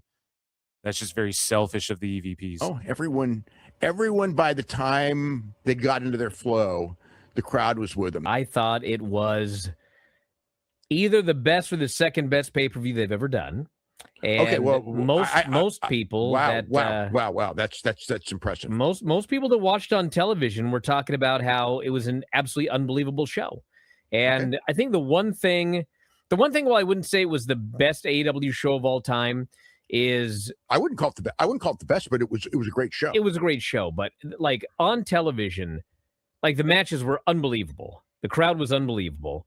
Even I mean, the match quality. They got tired out to where they turned into a Japanese crowd where they started just like applauding the spots, but then were dead quiet in between the setups. And also AEW, they always fail at ending the matches at the right time. So they have the crowd like peaked, and then they just fucking finisher, kick out, power up, finisher, kick out, finisher, 1, 2, 3. When it's like you had the crowd before that ending sequence of bullshit. Start to finish, like every match was great. Every match was very good to great. But I do think the one thing about the show is, I mean, it was just, I mean, match. Everything between 18 and 33 minutes, 35 minutes for the main event. Yeah. And really, aside from, there was the Andrade turn, and there was the Jay White return. Yeah. And like, other than that, it was just 12 matches. Yeah, the Jay White return was the highlight, and then the low light was Andrade. And I fucking love Andrade, but that shirt spot at the end was the dumbest fucking thing of all time. And that's the booker needs to go, no, we do that at the start of the match. You're not going to go through tax and all this shit just to fucking then turn on them. You're going to do that at the start, and you're going to gang beat these motherfuckers up. But there's just no like quality control. So I think it was missing, like it didn't have a big world championship change. It didn't have a So I mean, I can't say it was the best AEW pay-per-view I've ever seen, but as far as like matches watching it on television, even Bry is like, yeah, I mean, Ospreay being crowned the Owen Hart, no one gives a shit. There was no moment. That's what he say. Even Bry's saying it. I think people watching on television thought the show was much better than I think you did live. Because that would be pretty good. That would be pretty impressive because I thought it was a pretty great show live. Of course you did, dude. Of course. And he made it home in time. He didn't even change his outfit. He jumped on the air. He made it home in time, stayed late for the fucking press scrum and everything. Okay. And so here is Cryin Bryan and Dave Meltzer talking about Ospreay versus Swerve. Okay, now I tweeted this out. Swerve and Ospreay both do the same match every single time they wrestle. I'm sorry, but that's not impressive just because it's very physical, especially when everyone's very physical in the company. Watch MMA if you want to see repetitive and real ass whoopings. It's far more rewarding and it's actually real. And I'm not saying that to shit on pro wrestling, but it's just like we pop for Drew and Punk in the cell dumping beads out. That's the biggest pop of the Hell in a Cell match. That's the most emotional moment. They got beads over. That's how good those guys are. Yes, was it a physical match? Sure, but it was the other shit that made the physicality mean more. If you want to see guys just do the same sequence, Swerve and Ospreay have the same match, especially the same big match, like their big blow off match. It's the same with every fucking guy. MMA, dude, if round one starts, motherfucker goes out there, establishes the jab, establishes his leg kick, fucking does a couple feints, feels the guy out. Does he bite on my feint? Oh no, I'm gonna double leg him. Boom. Like you feel each other out. It's repetitive, but it is rewarding because it's dire consequences. There is dire consequences in wrestling, but it's also acting at the same time. So you have to give, there has to be more than just like we can do every fucking move in the book. Yes, it's physically impressive, but like if that's what you want to see, Ospreay's not getting any more over. Just watch fights. I don't understand I don't know, whatever. So here's a clip of them putting over this Ospreay Swerve match and asking, was it match of the year? Not even close, in my opinion. Will Ospreay Swerve? We've just seen this. This is just a repeat, right? Owen Hart finals, and ultimately, depending on where you stand in the ongoing AEW. CM for 2 says Dave Bryan sickos, every AEW show equals best ever. Exactly. And if everything's the best, then nothing's the best. If everything's 5 stars, then nothing's 5 stars. Right? If everything's 5-star, then the fucking sometimes you have a segment where Shane McMahon comes out, blows out his fucking quads like his dad did, stunting like my dad. Hey. And thank you, CM, for the super chat.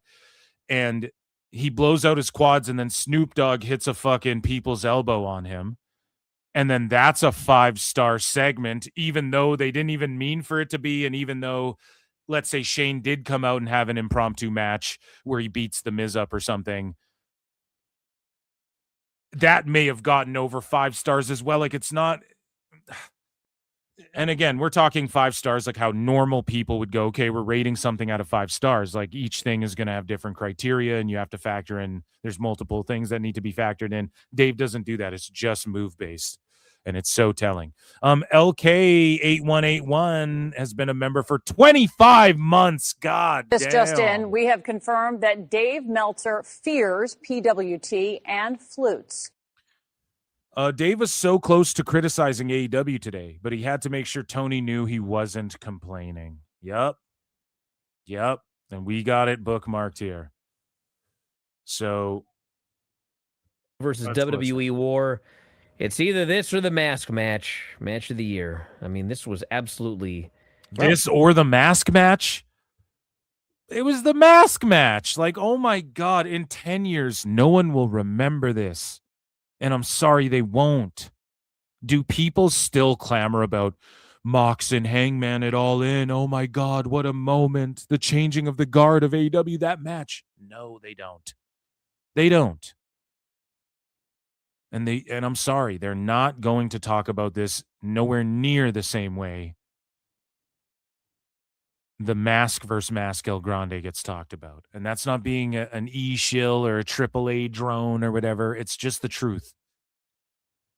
Incredible. More people still talk about the fact that Goldberg's bitter after getting cut off at the fucking Saturday night main event retirement speech than they talk about the Hangman Moxley match. Tanahashi Okada too. I don't know, man. This one was incredible. Tanahashi Okada. It was a really good match, actually. Tanahashi Okada fucking ruled and blew my expectations away. And they just paced everything out. Like they just worked a WWE style. It just shows you if Okada went to WWE, he could get super over.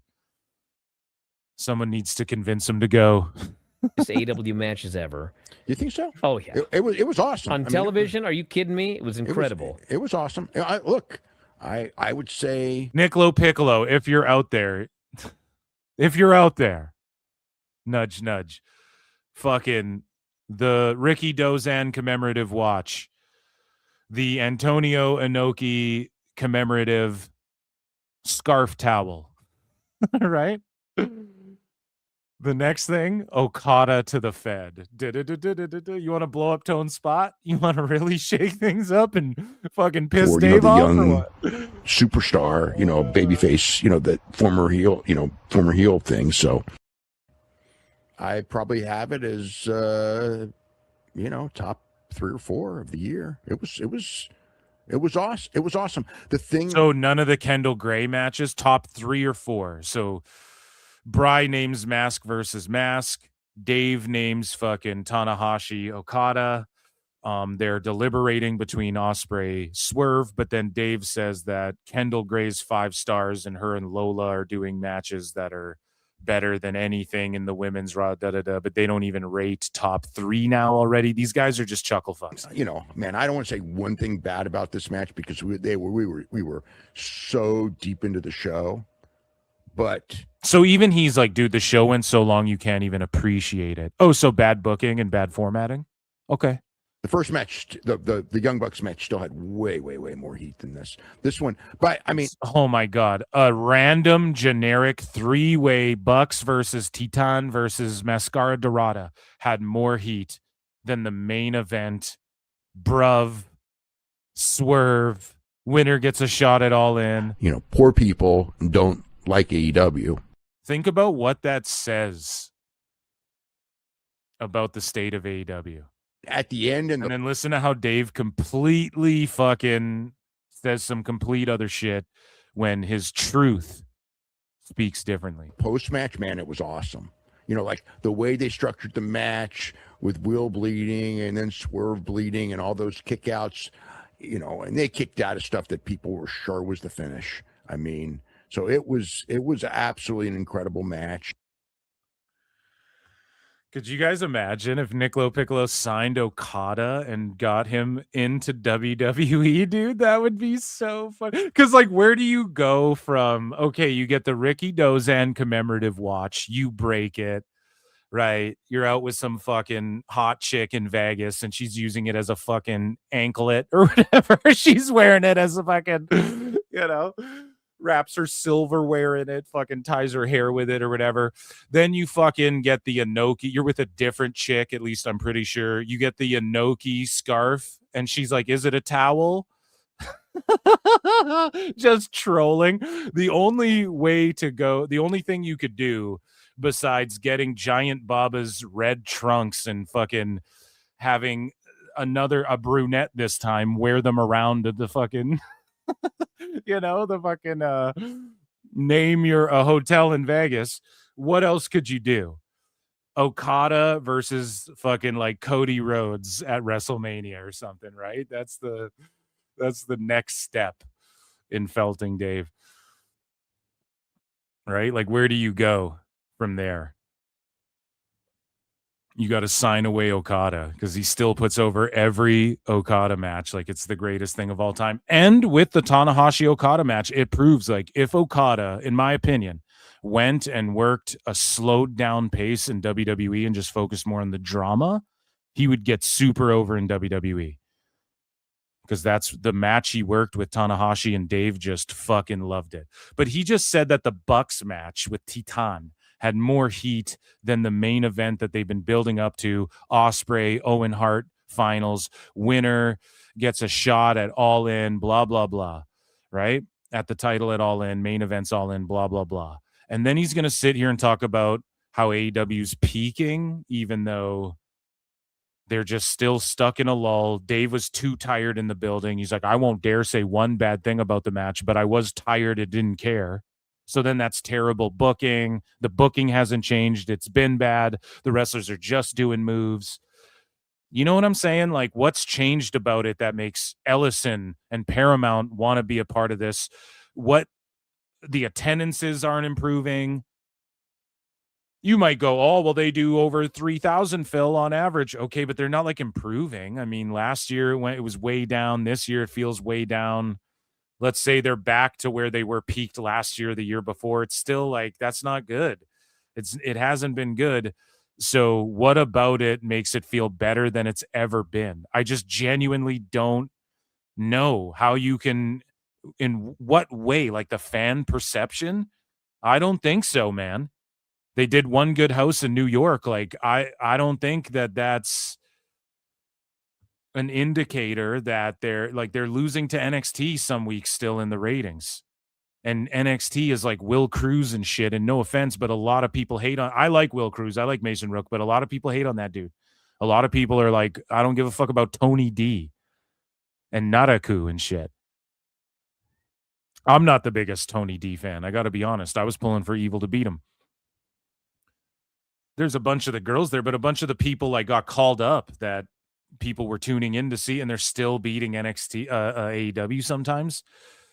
So, like, how does it feel bigger? Meanwhile, WWE, the peak is over. And people are crying because we're getting big box office matches like Brock and Oba in a Hell in a Cell at SummerSlam. And they try to make that out, like, we get that as fans. And they're trying to make that out to be a negative. Meanwhile, AEW is doing super predictable shit that Dave stooged, and then they had to pull back on, which we're going to get into. I had people who were there who said that it felt like the and Dave had people who were there. I had people, Brian. You know, like when we went to Chicago years and years ago when they were at their peak with Punk. I have eyes everywhere, Brian. Everything, the first peak. It feels like we're at the first peak. You know, it's not as peaked as then, but I think that it's probably the strongest it's been since then as far as crowd reactions and as far as depth and storylines. As far as depth and storylines, it's better than it's ever been. You know, I mean, the depth is unbelievable. I mean, it's like, hey, so they've been saying that since day one. AEW's always had depth, bro. Everyone can wrestle. So put that aside. And then the storylines are better than ever. That's not saying much if that's true. And really the storyline just is that there's multiple people coming after MJF constantly. So WWE. So Cody Rhodes. Okay. They have depth. You know what's funny is the company that probably had the most depth of talent that I could ever remember would be late 1990s WCW.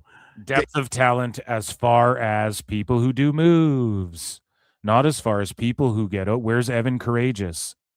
Shout him out. But like, and I'm not sure if he's RIP actually, so I don't mean to speak ill of the dead, but you know if he is. I don't even, is Evan Courageous? Let me just Google it. Evan Courageous. He's still alive. There you go. So we'll use him as an example. Like, he was fucking awesome, had a look. He got over with the fans and shit a little bit, but he's a fucking cruiserweight. Like, what are we talking about here, Dave? If you really look at the roster that they had, and you look back today and look at that roster and go, it's unbelievable. And they did nothing with like 2/3 of those people. No, they did everything. They just did. People didn't care about just being like having tag cruiserweight titles and cruiserweight title and fucking, you know, they were replicating WWE. They were trying to do their own version of TLCs and shit like that. Like, people just didn't care about their off-brand WWE light shit. That's exactly what AEW is doing right now. So Dave is literally like, the depth of talent in WCW 2000 right before they collapsed was unreal. And then he's drawing the parallels to AEW. What a fucking dumbass. Like, Tone, this is the guy who advocates for your company. He's actively shitting. Like, he's so fucking stupid. He doesn't even know how bad he's making AEW Tony look Khan. right. He's saying AEW has the most depth and they're focused on stories. Okay, their stories are WWE light. And it's just like, whatever. It's just mid, like, okay, Kenny's chasing but who gives a fuck? This should have already happened. And then Dave's saying, well, WCW 2000 had the most depth. And look, they went out of business and they weren't capitalizing with storylines and shit. Are you sure about that, buddy? They were going way out there with storylines. And it wasn't the best. And it felt very they're trying to be WWE after WWE pulled away. And then they collapsed. And now AEW, it feels like they're trying to kind of replicate what Cody Rhodes has going on with MJF, just more frequent title defenses. And I get it, Sami Zayn's the champ, but that's by proxy of everybody chasing Rhodes. And it's just like generic, basic shit you do in wrestling. And Dave's like, it's the greatest thing ever. And he doesn't see how it's exactly the same as WCW 2000. And he gets offended when you compare AEW to WCW 2000. He's just he lacks self-awareness. He lacks awareness in general. And he's so fucking stupid. This is your biggest cheerleader tone. Denounce this guy. Like up and down, you go like, oh my God, Silver King, right? La Parka, the real LA Park, right? All these like freaking legendary wrestlers, Rey Mysterio, and CWJ for 2 says talent equals drawing money. AEW has little true talent. And that's the thing. Talent physically and promo-wise, yes. Now, I don't like to bury the boys because a lot of it is the booking and the creative and like not filtering them. Like in WWE, if they just let all those wrestlers do whatever they wanted to, they'd just fuck around and not get any better. And the NIL guys wouldn't get better. And a bunch of them would mark out and do a bunch of mark shit too. Absolutely. But when you filter it, there's checks, there's balances, you're working with creative forces, you have people who want to see them succeed in their corner going, look, if you do well here, then you can fucking Hollywood's over here, fucking this endorsement's over here, fucking we're telling this story, here's our plan, and at the end of the year, we see you here, plans can change, we have fucking, this is big box office, this WrestleMania, da-da-da, like, that's all it is. And it's just like actually filtering people's shit creative. And that's where Vince McMahon, I think, is a great filter for shit. Pause. But to put Vince over, like he had Russo throwing every shitty, crappy idea at him, and he would filter it out and get some of the good ones. And Vince Russo's like, bro, I invented Stone Cold Steve Austin, bro. Right? And you had Chris Jericho pitching his ideas to Vince, and Vince was able to filter them out with no filter, and Jericho just being able to do whatever he wants. Look at what he does in AEW. And then you look at fucking a guy like John Moxley, Dean Ambrose. Vince was filtering him. He didn't like it. You look back at Dean Ambrose, you're like, that guy was way cooler, way funnier, way more over, way more badass than Moxley thinks he is, because he has no filter. He's allowed to do what he wants. Whatever, I do what I want. So, yeah. Chris Benoit. Thanks for the 2, sweet. On Eddie Guerrero and Norman Smile. It's up and down that roster, right? This is the most depth I think I've seen from a company since then, but they do stuff with the undercard guys. It's like if Bandito was in WCW, right? Bandito would be one of like the 15 Mexican guys doing jobs all the time, right? That's what he is in AEW. So he's Roosh in AEW, Dave? That's all he's saying. He had Cuervo with him the whole time, too. Well, Roosh is not Bandito. Are you sure? Because there's a lot of people, I think, who like to see Roosh wrestle more than Bandito, and that's no knock on fucking Bandito or Roosh. Again, I'm not trying to lower one to raise the other, but Dave is fucking... Oh, he'd just be one of the Mexican guys in the LWO. So like Hoovy and Super Crazy wasn't in WCW, but at least not in the LWO, I don't think. But so Juventud Guerrera, like what are you trying to say? So he's Roosh then in AEW? He's just one of the fucking luchas who does jobs? What do you even? So he's Hechicero then? Well, no, Hechicero had a banger with why? Because he gave him 15 minutes on TV. How over's Hechicero in America? You know what I'm saying? And then he's like, one of the luchas who'd be doing a fucking job. Yeah, that's what's happening in AEW. That's a huge complaint from people who used to work there too, Dave. There's people who used to work there with the luchas in AEW who are like, Tone doesn't know how to book luchas and they're jobbers. Glorified jobbers. So it's literally the same thing. You're comparing AEW to WCW 2000 and just enlightening everybody how it's the same thing. Whoa, buddy. And he does jobs here, but he does Whoa, man. The irony. Jobs in meaningful matches, and he's over like crazy, and he does jobs in meaningful matches. Well, what does that matter? That's like saying, hey, Queen Aminata, she does jobs, but they're meaningful matches because in kayfabe, it's a number one contender. Okay, but you don't get it. She's just booked to fucking lose. You beat her, and then you, for some reason, get a #1 contender match, even though she has 100 losses. So Bandito mostly loses a bunch of these key matches. Is what, just from my recollection. Now, I know he had that tag title run, but I'm pretty sure Bandito takes a lot of fucking L's in these major matches other than ROH. If memory's serving correct, someone can fact check me. Go check out Cage Match or whatever and look up his last few AEW matches. ROH, he gets wins. Okay, cool. He's, for some reason, relegated there, and Dave just called him an undercard guy. Meanwhile, WWE wanted to scoop Bandito up. He would be fucking AAA mega champion, dude. We'd be getting like Bandito versus Dom for the mega champion. And I'm not like blaming Bandito for taking the bag, but I'm just saying, like, they had plans for that motherfucker. And everybody thought Tone had plans for him too. He didn't. He doesn't. Just like WWE, look at how they blew up Penta. Everybody thought AEW was going to blow up Penta because he's a world champ in every fucking company he's been in. And people went, oh shit, finally a major platform for Penta to shine, not fucking Impact, but like a major United States platform. Nope.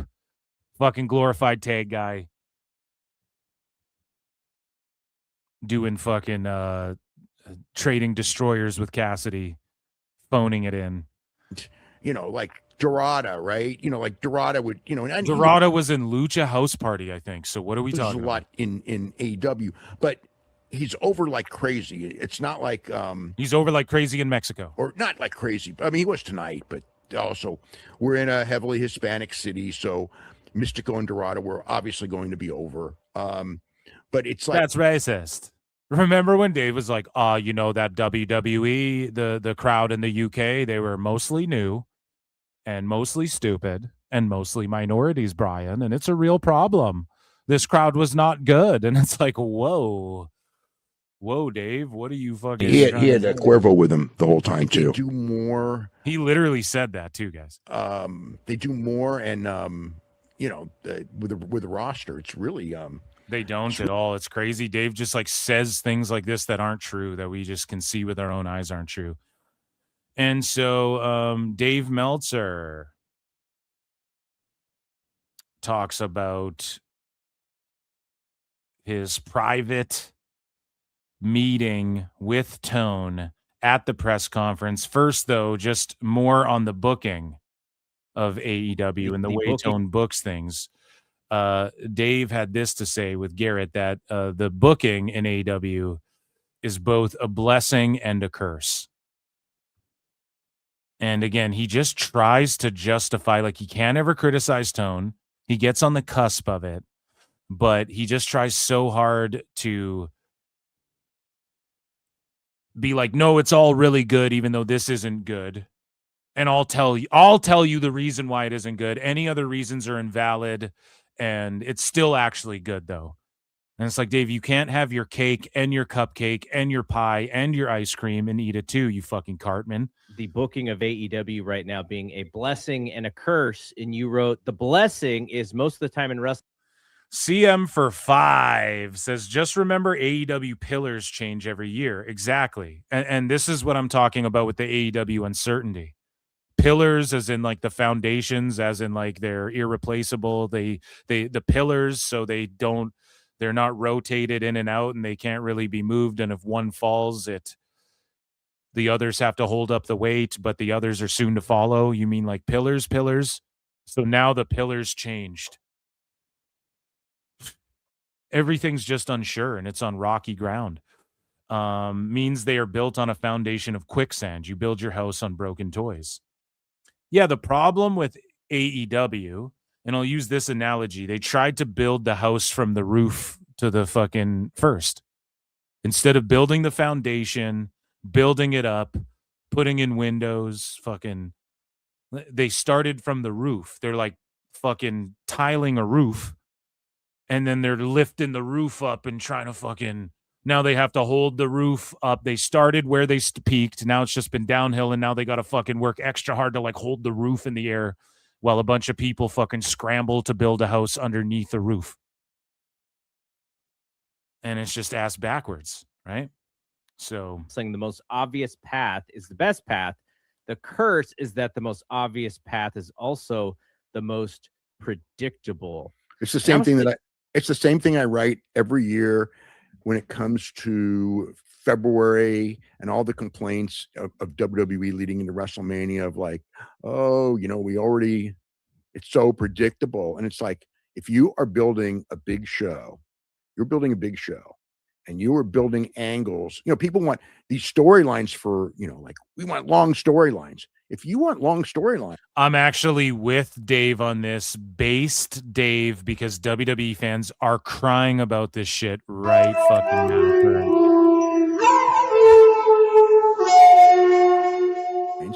God damn, it's predictable as hell. Mm-hmm. Because it's not that it's predictable. Well, like on a technicality, yes, I get what Dave's saying. Like if it's 3 months out and like they've been building this story for a year, then you can safely predict what a match is going to be. And I agree with that. Like if storylines are cooking. Now, not all of it can be predictable. And that's a different predictable than, well, this story, the beats of this story are predictable.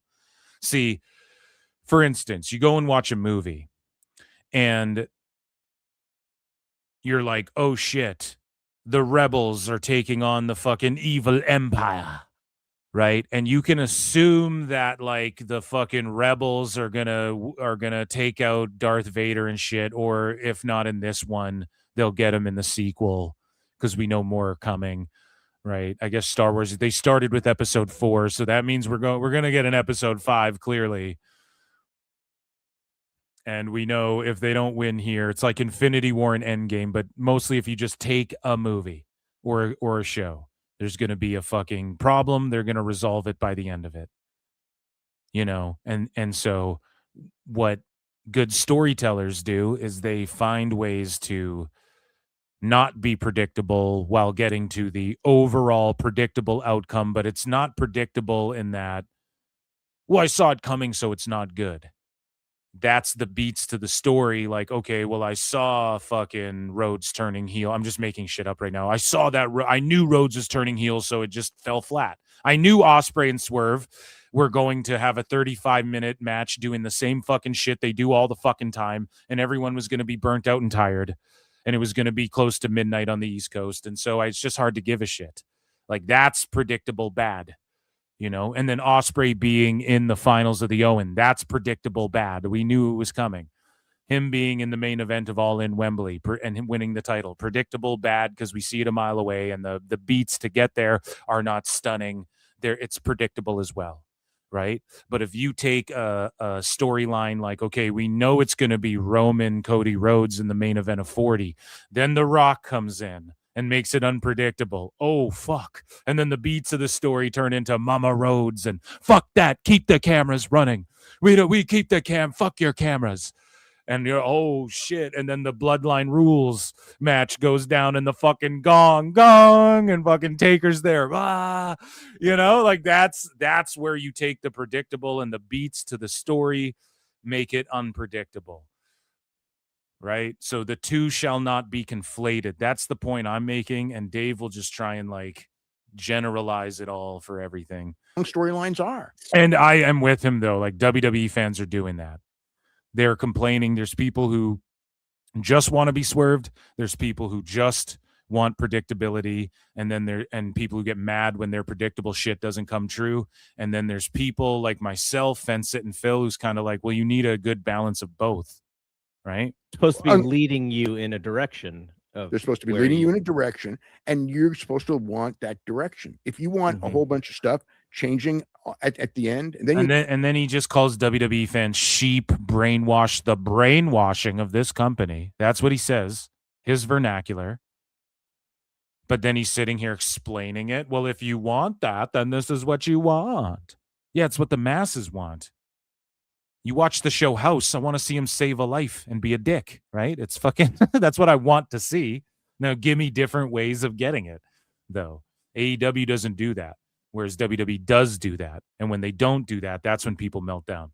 You go in there and you go like, none of this made sense. Because believe me, any booker can just go in there and book like in a manner of, I'm going to fool my audience. And I'm going to do all this stuff, and none of it's going to make sense, but you're not going to be able to predict it.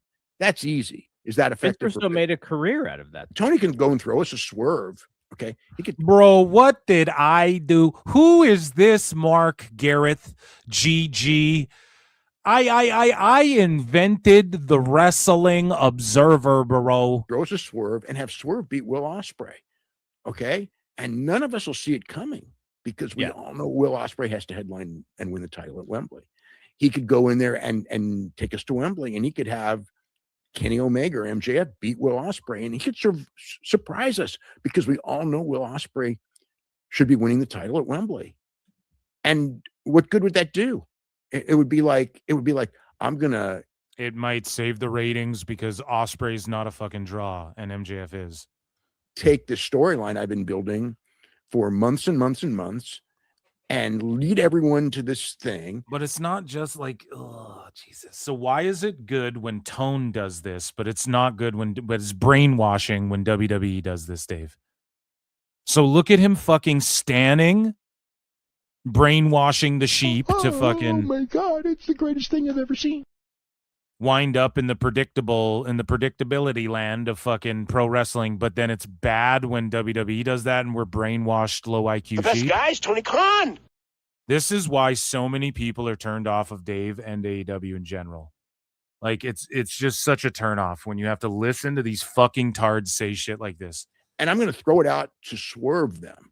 It's like, that's stupid. So yeah, But not all the time. Not all the time. It's not all the time stupid to swerve someone. It's just everything. It's case by case. Blessing and a curse, and it's a blessing that we can see these storylines building. And he's also just coping because I called him out about him. So I pointed this out and Dave realized this and he struck my fucking channel. So whatever you guys want to say about me just fucking patting myself on the back here, I don't give a fuck. He stooged what the story was that not the story, pardon me, but the series of events like Kenny Omega's going to win in Redemption in Canada. And then he faces Ospreay, rubber match, all in, which it still could be that, right? Like Kenny could get fucked over in this match on Dynamite and then get his full redemption arc come to a head at Redemption, the pay-per-view in Canada. It could still go this way. But in a minute, we're going to talk about how Tone switched the booking up and Dave's like, I can't believe it. And I don't believe him. He's lying and like acting and running cover for Tone because they all had a meeting. They're like, fuck, Phil Marks figured it out. And I didn't mean to stooge Tone. I'm so sorry. I know that's what it is because it's just the hack pattern booking of fucking Darby won in his hometown. MJF won it back in his hometown. And then Kenny's going to win it in his home country. And then Ospreay wins in his home country, home region, homeland, whatever. Right? That's exactly what Tone was going to do. And that's what I think he'll still do. And I think at Redemption, we could see some multi-man fucking match, like a 3-way, a 4-way, something like that. And then Kenny wins that way. And then it's Kenny versus Ospreay anyways. But Dave stooged it. He laid it out. He also laid out the 3-way tag match at Wembley. And everyone's like, well, how do we even know that's what they're doing? And Dave's like, well, I just assumed. And then now FTR's like, we're taking a break. But they're booked to wrestle guys in the UK the night before the Wembley show. So what did Tone do? I have nothing for it. This is all course correction because Dave stooged it all. I promise you this. And Dave is smitten by Tone, as we've covered too. He's smitten by Tone. It's not the other way around. Tone does like the approval of Daddy Dave, but also Tone is the dom in that situation, right? Like Dave's the bottom. He likes to fucking take it in their relationship. And so he's playing confused. He's acting like it's confused. It's a curse and a blessing, the booking. And they're running cover because Dave stooged it all. So then they're like, oh, fuck, quickly, FTR, you're taking a break again. And yeah, we're going to do Kenny MJF on this show so that all the people who are calling it out, like Phil S. Marks saying, oh, it's stooged. They're not correct. Or we're going to swerve people and take them in another direction. And again, Dave just wants predictable, easy to digest, dumb shit. And then that's why he also gets triggered by Kenny's match with MJF being fucking announced for earlier than the Redemption pay-per-view. 100%. That's what's happening. It's a curse that we can see the storyline building, and we know kind of what the smart thing to do to get to the destination is. And no, it's not a curse. Just tell good stories in between AEW in between then and now. We all wanted Cody Rhodes Roman to end their fucking trilogy. We wanted it at Mania 40. We got it. What do you do in the match and what do you do in between to get us there? It's the most predictable shit ever, Rhodes versus Roman at that WrestleMania. And it was like the biggest, one of the best WrestleManias in history. Was 40. And the build to it was one of the best ever. So, again, Dave, you're spurging out, and it's good for AEW. Good for me, not for thee. And we talked about it enough, so let's go over it now. Here's him talking about MJF and Kenny Omega and how the date of the match got switched up from what he thought, and now Bryan's all like, we know it was supposed to be this day. Bryan. It's like, shut up, Bryan. Starting off, we got to talk about this next Wednesday show. What's the deal with the Omega match being on the show next Wednesday? And Takeshita and Kyle Fletcher, which should both be like major pay-per-view matches. I mean, I'm not complaining. I'm just saying, what's with it? All I know is they decided to move the MJF Kenny Omega matchup. I have no idea why. I have no idea why either. They did. Look at Dave. I have no idea why either. No, you fucking know. You got a private lap dance from Tone after the fucking Forbidden Door. The only reason I know about this is because I know about it. So they have a pay-per-view called Redemption, but the Redemption match is next Wednesday. Yes. This was apparent. See, he wanted to go, that is dumb as fuck. He wanted to go, play a fucking flute, Bryan. That's stupid as shit. That's what Dave wanted to say. But he fucking can't. He's just confused. Oh, shit. At least something that was decided very recently. Okay. Clearly, because it's a Canadian show called Redemption, and that was going to be the match.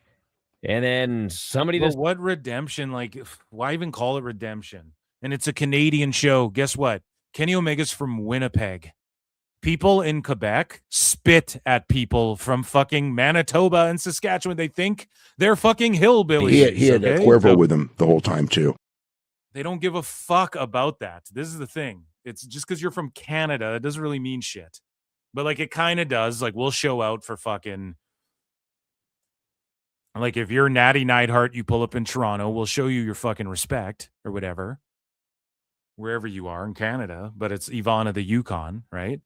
But it's like, they don't give a fuck. But also, Kenny could lose this because of some schmozzery and then get another shot at redemption still. And I feel like Dave's trying to play it off. I don't even know if I believe him here. Maybe I do, because he looked dumbfounded. Like, he wanted to say some shit, but he like bit his tongue. Decided, well, we're going to do it next week. I mean, I don't know, but it feels to me like there's something going on regarding. If he didn't know, he would just say it.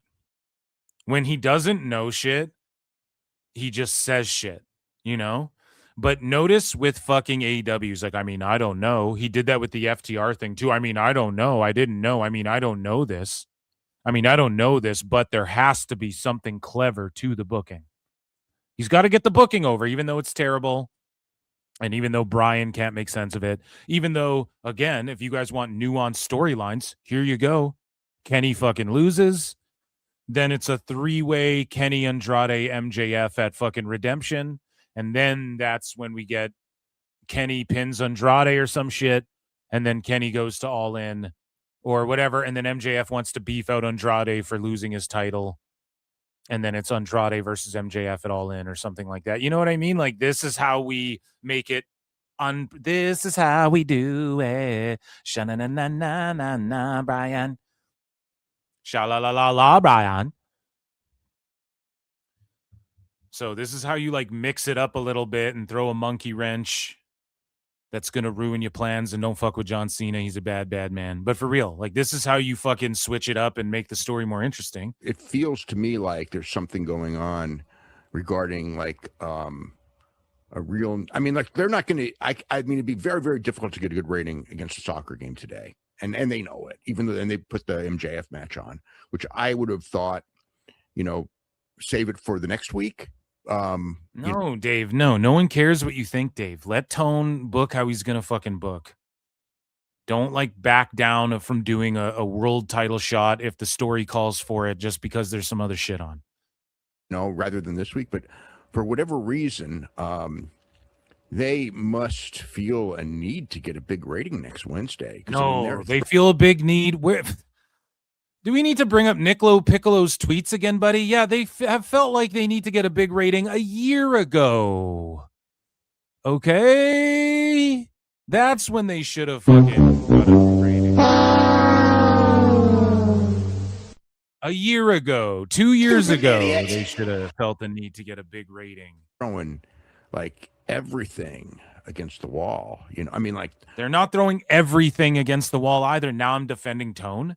It's just one match. Like MJF has title matches every week. Who gives a fuck? I mean, those are two big matches. But I mean, the pay-per-views are throwing everything at the wall. You know, I mean, Takeshita and Fletcher's are like, I thought Takeshita and Fletcher would be like Wembley Stadium. Oh my God. No, that's for the international title. Yeah. MJF and Kenny for the world title, where if Kenny loses, he can never challenge again. So clearly he's winning. See, Bry's just like, well, now, Dave, that's for the international title. Bryan. We're not there yet, Dave. Let me format this fucking show. Okay, yeah. So I wonder so maybe they do a rematch at Redemption? See, he's laying it out, and Brian's laughing because what I laid out, Dave knows that's what it is, but I see through your bullshit. You guys are paper fucking thin, transparent motherfuckers, and Phil Marks always calls you the fuck out, and I got the flutes. They give me superpowers. Rap 375,000 hours. I must have superpowers. You know what I'm saying, dude? Like, fuck out of here, Dave. You know what's happening. Bry laughs because he's like, you just did it again. That's why Bry laughed here. Look, he's like, you just did it again, Dave. Oops, I, did it again to your heart, Brian. Got lost in this wicked game of booking pro wrestling, Tona. Again, so clearly he's winning. Okay, yeah. So I wonder so maybe they do a rematch at Redemption? He just so did MJF it can get again. His redemption in Canada on Kenny Omega? I don't know. I mean, you could. could. So they're sitting here just saying Kenny's going to win the title. Like, look at, so Brian's like, huh. And this is why I can't stand Brian. He's just a schmarmy piece of shit. That fucking fake smile on his face going, ugh. So they could do the Kenny gets, MJF gets redemption on Kenny at fucking. So now you're just stooging that what Kenny's going to win the title. Why does Kenny need to win the title here? So it's just a foregone conclusion. Kenny's winning the title no matter what. Like, what are they trying to say? These guys are so bad. Tone, you need to bar and excommunicate these guys from your company. You need to sue them anytime they even speak about you. I'm trying to figure this out. It all just happened tonight, so I'm kind of like not having figured a lot of this stuff out right now. And just that fake look on his face, like, we know you know that. Starting off, and him and Bry are chuckling because he just stooged it again. He just did what he did before, why they had to change it in the first place. So here's Dave now fawning over the booking of the world title scene in AEW, which is just multiple challengers. Okay, so WWE classic booking that's worked 100 million times over and over again. And this is just elementary. Like, this is just goes without saying there should be multiple people lining up for a title shot. Right? So what do you do on top of that is what matters. But Dave is just infatuated and blown away, smitten by the fact that there's just multiple challengers for MJF's title. Yeah. the booking of the world title. And it's not the booking, by the way. Like, this is the writing. The booking of the world title. No, the booking is like, here's what's on tonight's show. You mean like the writing of the fucking storyline that's going on. But Dave conflates the two. The booking. Words matter, Dave. I know you just love to abuse them. Words fucking matter. And AEW has been really good. I like the idea of multiple challengers with multiple different motives. It's not babyface heel. It's, you know, it's just different people with different motives. The whole Ospreay Death Riders thing, you know, he's in, but we all know that at some point. That's the worst story ever. Nobody cares. Nobody likes Moxley. It's a fucking dumb story. Why is Ospreay such a pussy? Signed to millions of dollars. I'm the best in the world, bruv. You need to team up with Moxley to beat people? That's the worst booked shit of all time. It's the worst booked shit of all time. Kevin Knight stood on his own 2 feet more than Ospreay. And then him and Moxley are just like bruvs, hugging it out and fucking, yeah, I cheer you on, even though I fucking was suffocating people with plastic bags over their heads, and now we're just good guys with no explanation. Ospreay's wrestling Moxley, whether it's before or after he wins the title, if he wins the title, which he and then C's just stooging it, and then obviously Moxley's gonna wrestle Ospreay. Then why watch the show, Dave? Why watch the show? You're just gonna fucking tell everybody what the show is. Oh my God, it's the greatest thing I've ever seen. Then why should anybody watch it? Meanwhile, you get everything wrong about WWE. Everything. Because Terry Taylor stooges you what they erase off the whiteboards that day, and then you're just wrong about everything. And then you go, well, back then I was right a year ago, Brian. He should. If he doesn't win the title, man, I don't know. That would shock me. He like, honestly, Will Ospreay shouldn't win the title because it's not going to be good for ratings. MJF is good for ratings.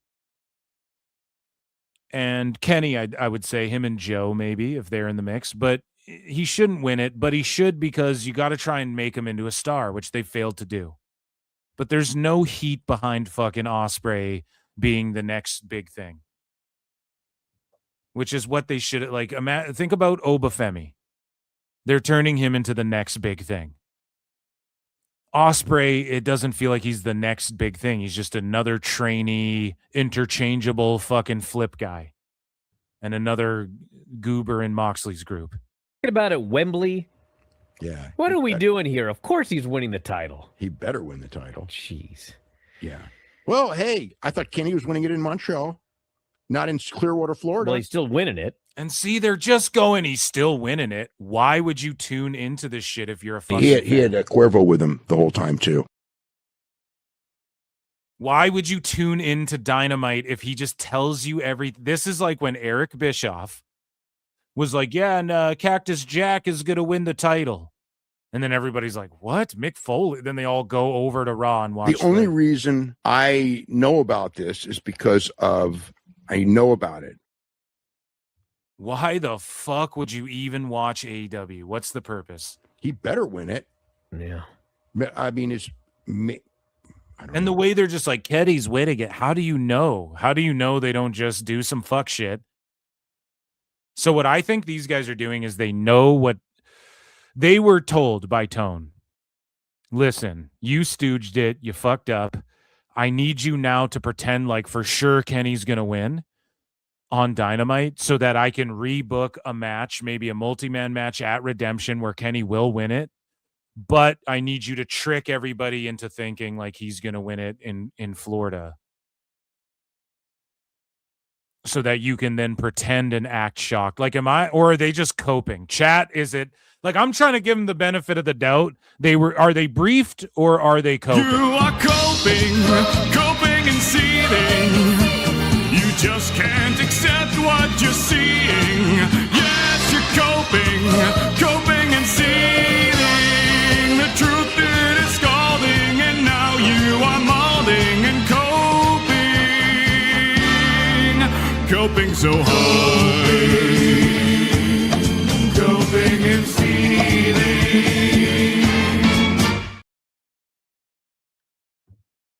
There's, I wonder what the situation with Max. And they sure emphasize Hangman, don't they? Yeah, he's back soon. Yeah, he is back soon. Well, he's got to be back for Wembley. Look at how bored they sound. Yeah, Hangman, he's back soon. He's back soon. Lasai. He's back soon. They just sound so bored. Like, why would anybody buy into this shit? Gotta be. Why would anybody care to watch it? I just don't understand, man. These guys just heard AEW. And so here is Dave just glazing Kenny Omega like he did back in the day. And he says some of the things I was saying about like Lyra Valkyria. He's saying about Kenny Omega right here. This Kenny Omega obviously is different from the Kenny Omega from 5 years ago. But this Kenny Omega, he does little things and like selling the arm and just like that like he's really like on a different level at certain things than anyone in this business now. I mean, it's very Terry Funk, you know, where the selling is. He's Dave is considered a wrestling historian, and he will sit there and cater to sycophants like Paul Walter Hauser, who says no one will remember Nick Bockwinkel, and fucking now he's comparing Kenny Omega to Terry Funk and shit. Like, it's very much like Terry Funk, how in between he would sell, and now selling matters. Meanwhile, Kenny has like kind of goofy selling, but he does sell, but it's kind of over the top, Ultimate Warrior-ish, like goofy selling. And I think it could work in WWE, honestly. But again, like now selling matters all of a sudden. It's a different kind of selling that everyone else does. Like there's like the way he was selling that arm was, you know, just like these little things that he would always go back to, you know, like squeezing the hand to get the circulation back or to see if he's got feeling. And, you know, the depth of the every wrestler does that. Selling was. No, I'm joking. Obviously, a bunch don't, but you know, it's like I always. His new favorite word is depth. The depth of the roster, Brian. The depth of the selling. The depth of the deal. It's like his new word. The depth of the selling. So selling's better. It puts people on another level. So I was right. This whole fucking just time. in from Phil Marks of PWT. He says, I told you so. Consider like Ishii selling, it'd be great because of the timing. But his selling, the detail of his selling is just incredible. And Zach, man, the guy, you know, he's Zack Sabre and Kenny Omega's Kenny Omega. And yeah, this was just a classic match of two completely different styles.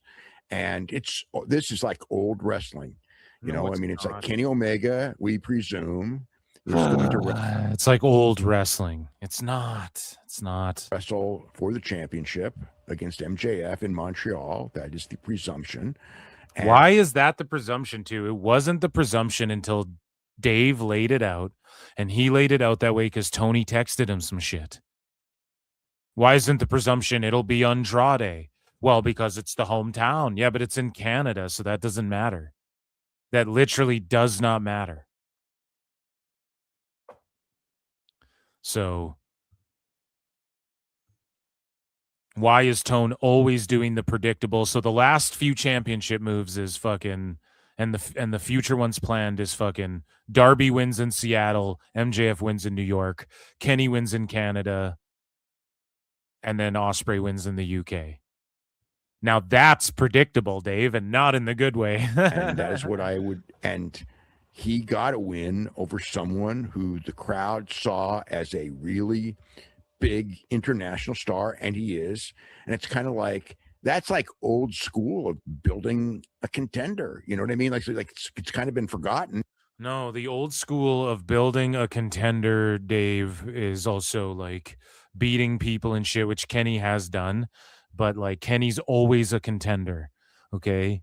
So I just don't know what's old school about it. He's always been a contender in AEW because he was built up in New Japan, and Tone just took all the New Japan guys over the last 5 fucking years 7 years, I guess, if you want to count Kenny and shit and the Bucks and everyone. And so like he's always a contender. And I don't know why the selling's old school and the matches are old school. He's trying to convince people that AEW's like old school wrestling.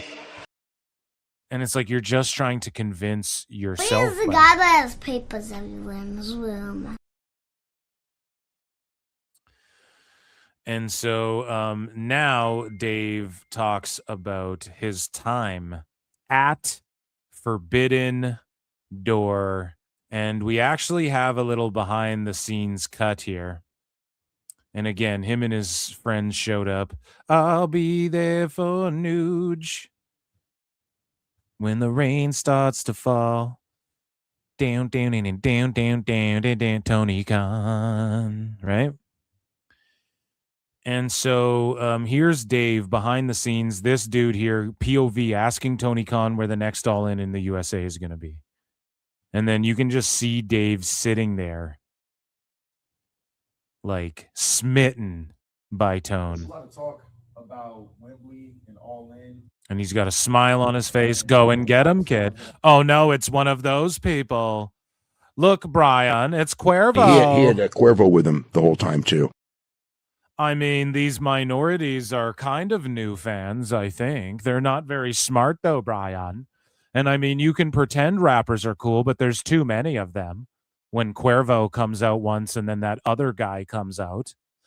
Dave, that was also Cuervo. He had Cuervo with him the whole time, too. All In London and Texas last year.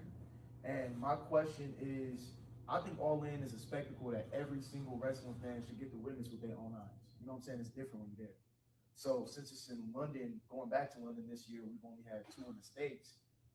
I feel like the next time you bring it back, what will be a hot spot? You know, what's going to be the next London, the All In the States? There isn't one, buddy. Like, why waste your time? And shout out MAR Wrestling. I'm not trying to hate, but like, why even waste your fucking time asking a question? And why glaze? You know, it's a spectacle that everybody should see, and I want everybody to see this. Motherfucker, you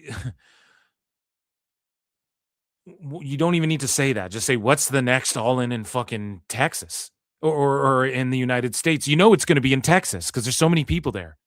That's the fucking problem. Okay? And they did 18,000 people according to Thurston. That's Thurston's numbers, dude. It was like 18,000 if you count all the comps or whatever. The turnstile was like 19,000 or something like that. So Raw does that at MSG for a house show with Dirty Dom and CM Punk on it. So, like, why are you even asking it this way? It's a spectacle everybody should see. Okay, just do it in New York. Who gives a fuck?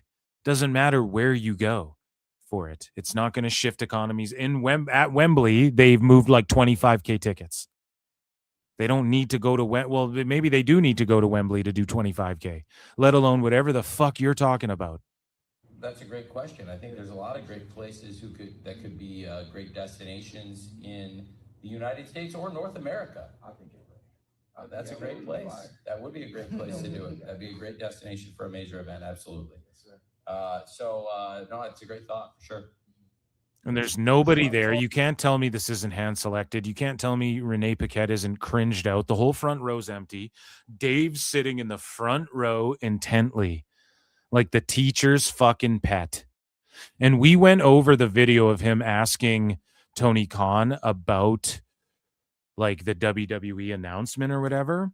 And we went over that on PWT live show when we were making fun of Tone. But Dave was like, did you hear about the announcement? Well, you know, he was just smitten by billionaire Tone.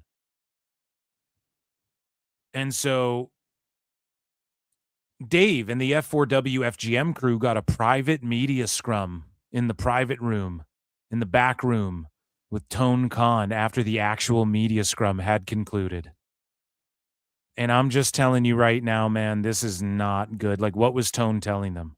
Oh, check out my Inoki scarf. This is not good.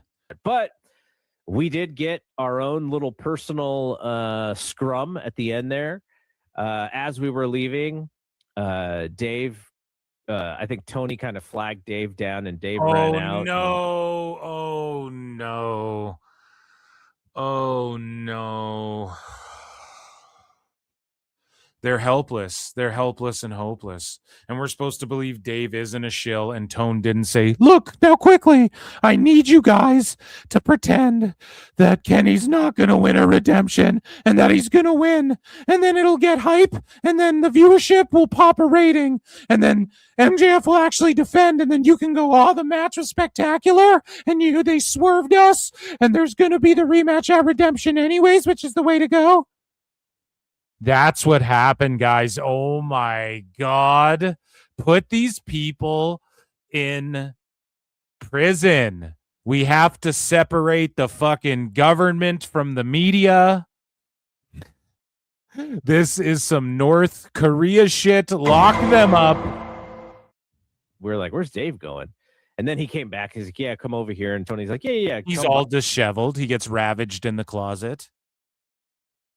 Well, Antonio, wherefore art thou, Tonio? And Brian's out there. Can we bring Garrett? He's my side piece. I actually left Brian at home. He's no fun. He's always nagging, you know? But life's better when I get to see you, Tone. The best guy. Wherever his office was for the night, because it was in a building. And we just got to shoot the stuff with him for like 20 minutes. And I think most people can tell he's just a very good-natured person. Very likable. So that means I have to shill for your wrestling company? On a one-to-one basis, just genuinely is interested. Everyone said on a one-to-one basis, just generously a really good guy. Just generously, it's just like a really good guy. I'm sure he is. Okay? I'm sure he's I'm sure he's the best guy. But like, that doesn't mean people need to shill for, and I know they're not saying that, but that's sort of the best guy is Tony Khan. You and what you're about, and I can what see you're about. And who's this guy? Who's this fucking jabroni? Jesus. The talent likes him so much. You told him about the Jay White thing that you had picked up, and I think he kind of dug it that you picked it up. I was almost gonna say, oh my God! So Tone marks out. Listen to what he just said. This is offensive. Jay White thing that you had listen to this. They're marking out that Tone marked out that these marks leaked the fucking Jay White is going to be showing up at the fucking pay-per-view, spoiling their shit. Fuck, man. Fucking Mark! Oh, this is why it's helpless.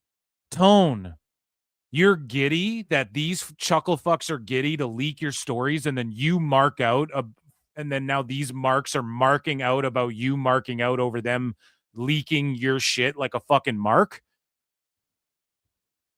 We're cooked. Oh, wow. It's finished. It's finished. It's finished, man. Fuck. So much. You told him about the Jay White thing that you had picked up, and I think he kind of dug it that you picked it up. Wasn't Dave crying about separation of church and state? I see somebody said in chat there, went by. Yeah, exactly. Now he's fucking having backrooms meetings where they're laying out booking and Tone's marking out over their dirt sheet reporting. I mean, what? Retard alert! Retard alert, class! It's just like, come on now. I was almost gonna say this guy does a New Japan podcast, but I didn't want to embarrass you. Whatever. And then. And shout you out for that comment, whoever commented that. I jokingly said, is David Ellison really a wrestling fan? And he's like, I think he is. Like, he's the same age as me. And so, we're talking attitude. So Tone doesn't even know. So Tone's like, Ellison's a wrestling fan and we're really good friends. And Ellison's like, what? Who's this random guy talking about me and shit?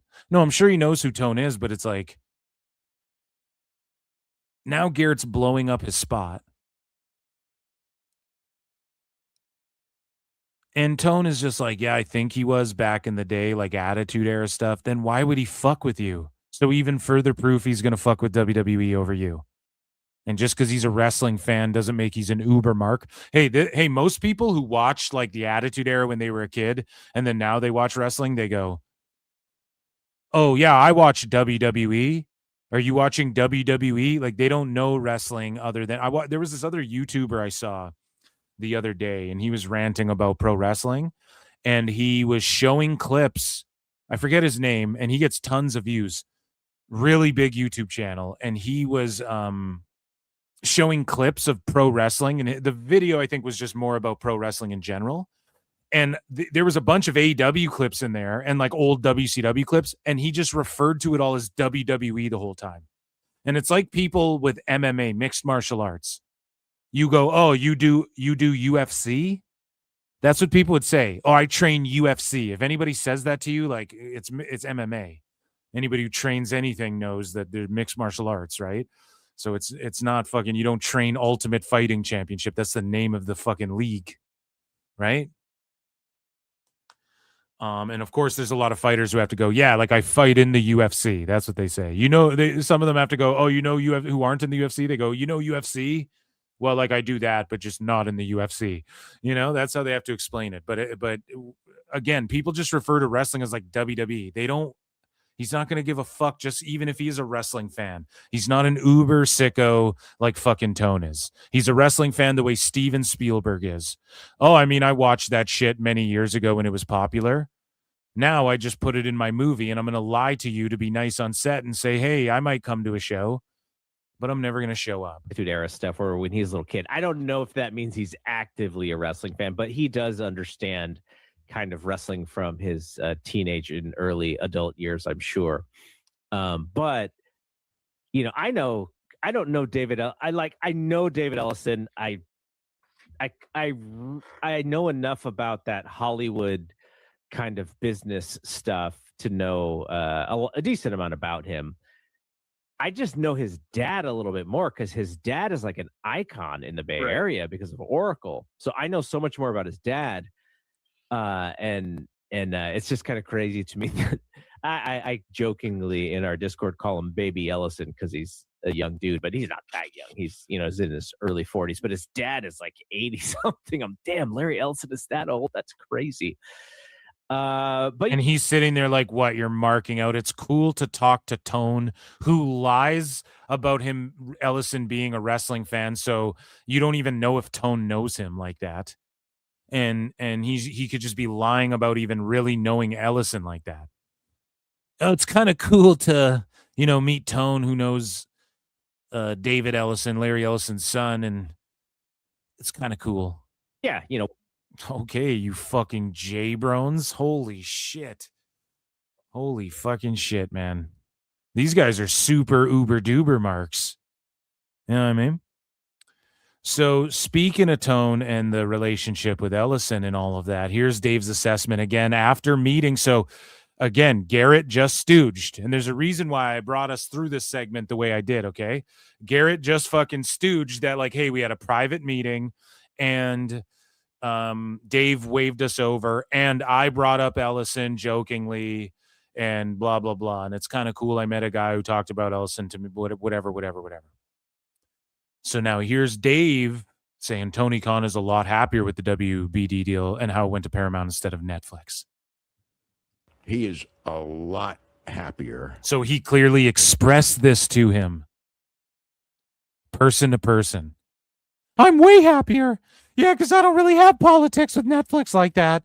I know the Ellisons. That's fine and dandy. I just don't think any of that fucking matters at the end of the day. I think it's too little too late. That the WB deal went the way it was. I think that there absolutely was concern for a bunch of reasons about if Netflix got it. It's weird because it's like it could.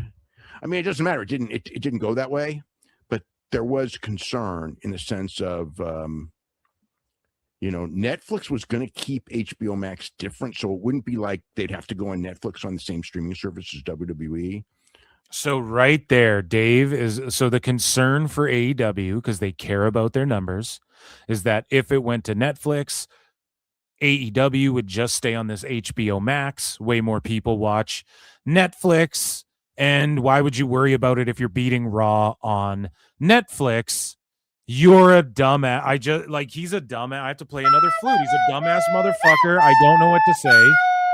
Dave just fucking stooges himself out there.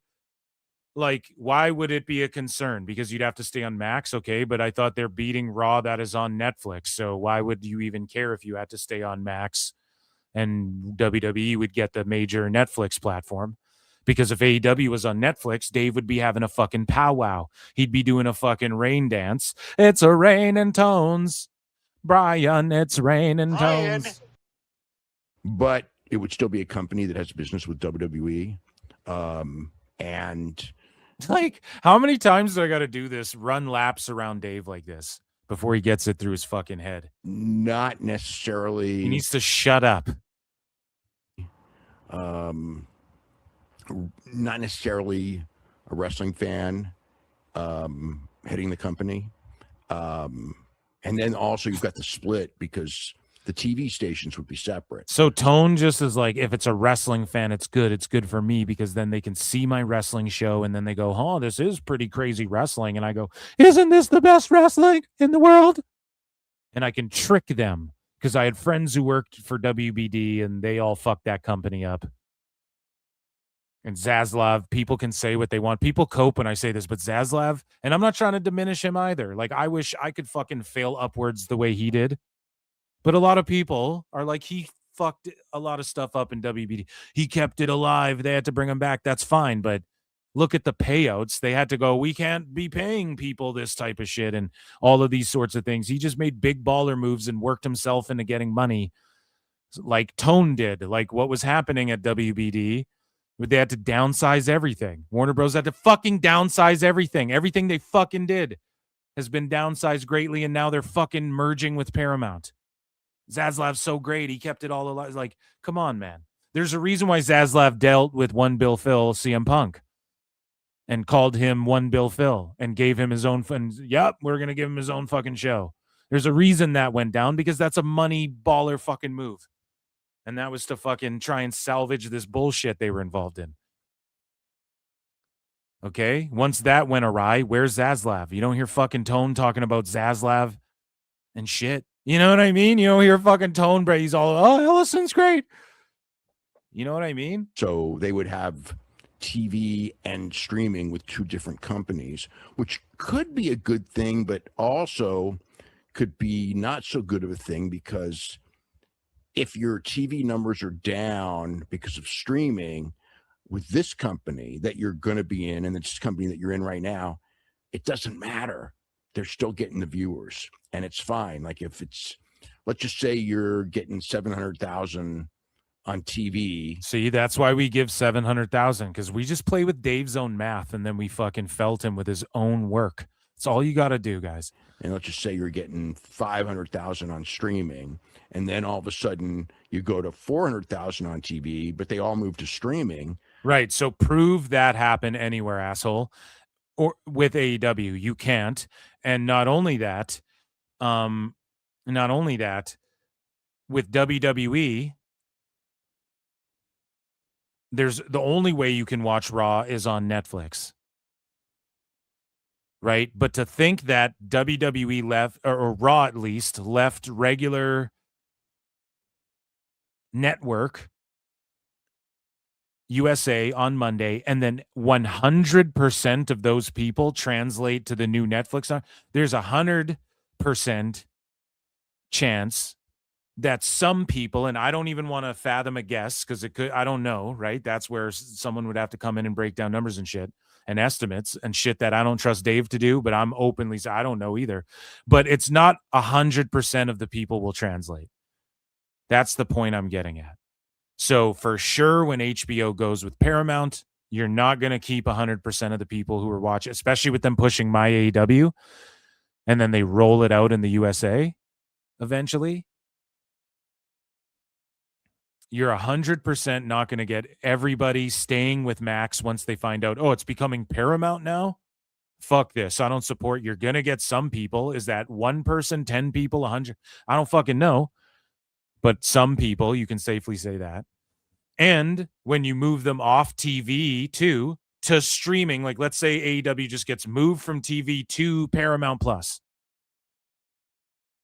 Like Dave is hoping happens so he can just make up the ratings. You're not going to convert all of those people.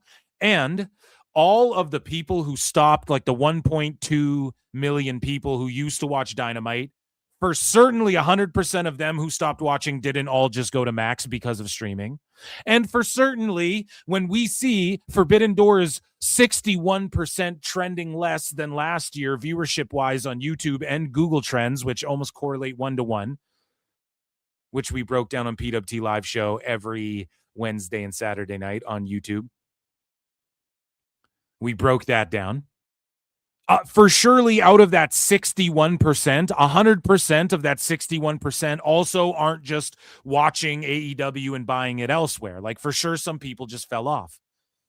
And that's why I'm 60% of the time it works 100% of the time. But that's why I'm saying the same thing for WWE. Like, yes, them moving off of USA, you can't even safely say that, like, oh, for surely 100% of the people that watched on there are now on Netflix watching. You can't even safely say that. So Dave, I get what he's trying to be like, oh, if you get the viewership, though, it doesn't matter. But it's just like, we don't know what the max, if it's what some people think it is, like under 100,000, no one cares. It's peanuts. You're fine if they do this. If they do a split, all of a sudden. And also, like Dave talks about the UFC, it's cheaper than the UFC, bro. No, like the UFC pays the fighters peanuts, and they fight out of the Apex and shit. Tone is going to these half-empty buildings and paying Moxley $3 million a year to stab people with fucking forks and chopsticks. And it's like that 400,000 is not really, it's not really that valuable. So that was that. But I would go so far as to say that when it comes to, and of course there's going to be diehards who get whatever Tone tells you to watch AW on. There's going to be diehards who go and watch who only got Netflix because Raw went there. Absolutely. And especially if you're in Canada, you're like international, all of WWE's just on Netflix, bro. That's worth the Netflix, in my opinion. Like if they had the WWE network, I'd fucking just pay for that again. Like that's worth the money every month. Right? And it frequently is in the top 10. And in Canada, every WWE show, NXT, SmackDown, Raw, are all in the top 10 every week, alongside all the biggest shows. It easily could have got swallowed up by a bunch of the shit they drop on Netflix. And it fucking doesn't. It doesn't. Deal. He can't wait. Okay. I think that's probably. And he's like, he can't wait for it. Well, he's a fool. So Tony's judgment isn't always the best. So his judgment on who to be EVPs wasn't the best. Objectively. They fucking were fist fighting talent. His vision on like sending Jack Perry to Collision and just trying to keep everyone separate instead of in the same place, and him choosing to go after Undertaker and John Cena and WWE and Coca-Cola for some reason, and Harvey Weinstein, bringing up the Weinstein and the bald assholes, and then now even Tone walks that back. Well, Jesus Christ wouldn't do that. Right? And he walks that back. I'm not going to talk shit anymore. That's what Tone says. So he's just, his booking, even Dave, you're questioning his booking right now. His business sense, showing up to the NFL draft in the fucking neck brace. All of these things sort of show that Tone kind of lacks self-awareness and has poor judgment. Like, look at the way he conducts himself in interviews, looking like he's Adderalled up. And he's like Mark Zuckerberg. Like, these are all guys. He's like Elon Musk. Like, we clown these guys for being fucking dorks who come off awkward as fuck. And they're these fucking tech billionaire, fucking Tone's a patent billionaire, son of a patent billionaire.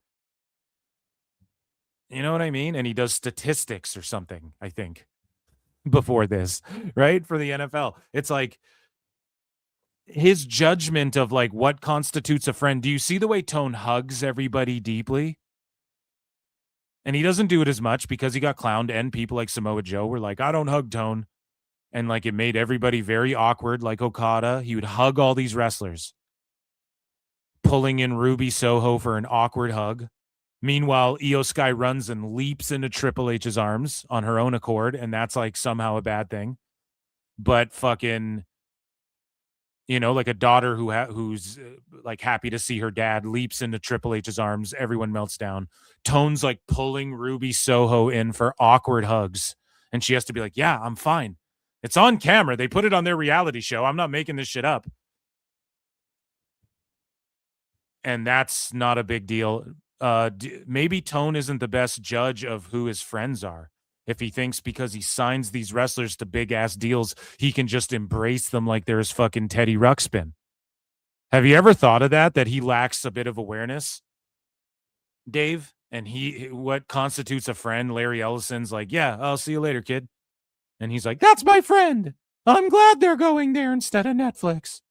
But I thought Netflix is doom and gloom with WWE, and AEW's beating Raw in the ratings. And so why wouldn't he be pumped to go to Netflix, the bigger platform where they will surely kick WWE Raw's ass, and WWE can fuck off to Paramount? Again, Dave's own logic doesn't add up, and these are a bunch of fucking these are kindergartners like thinking they know everything about the world in this fucking like grandiose business world they're in, where they don't even really understand what's going on. They're like cosplaying something that they're not. It's really kind of sad. The nicest way of putting it. I'm fucking cooking tonight. Let's get some fucking support, chat. Hit that like, hit that retweet, hit that heart.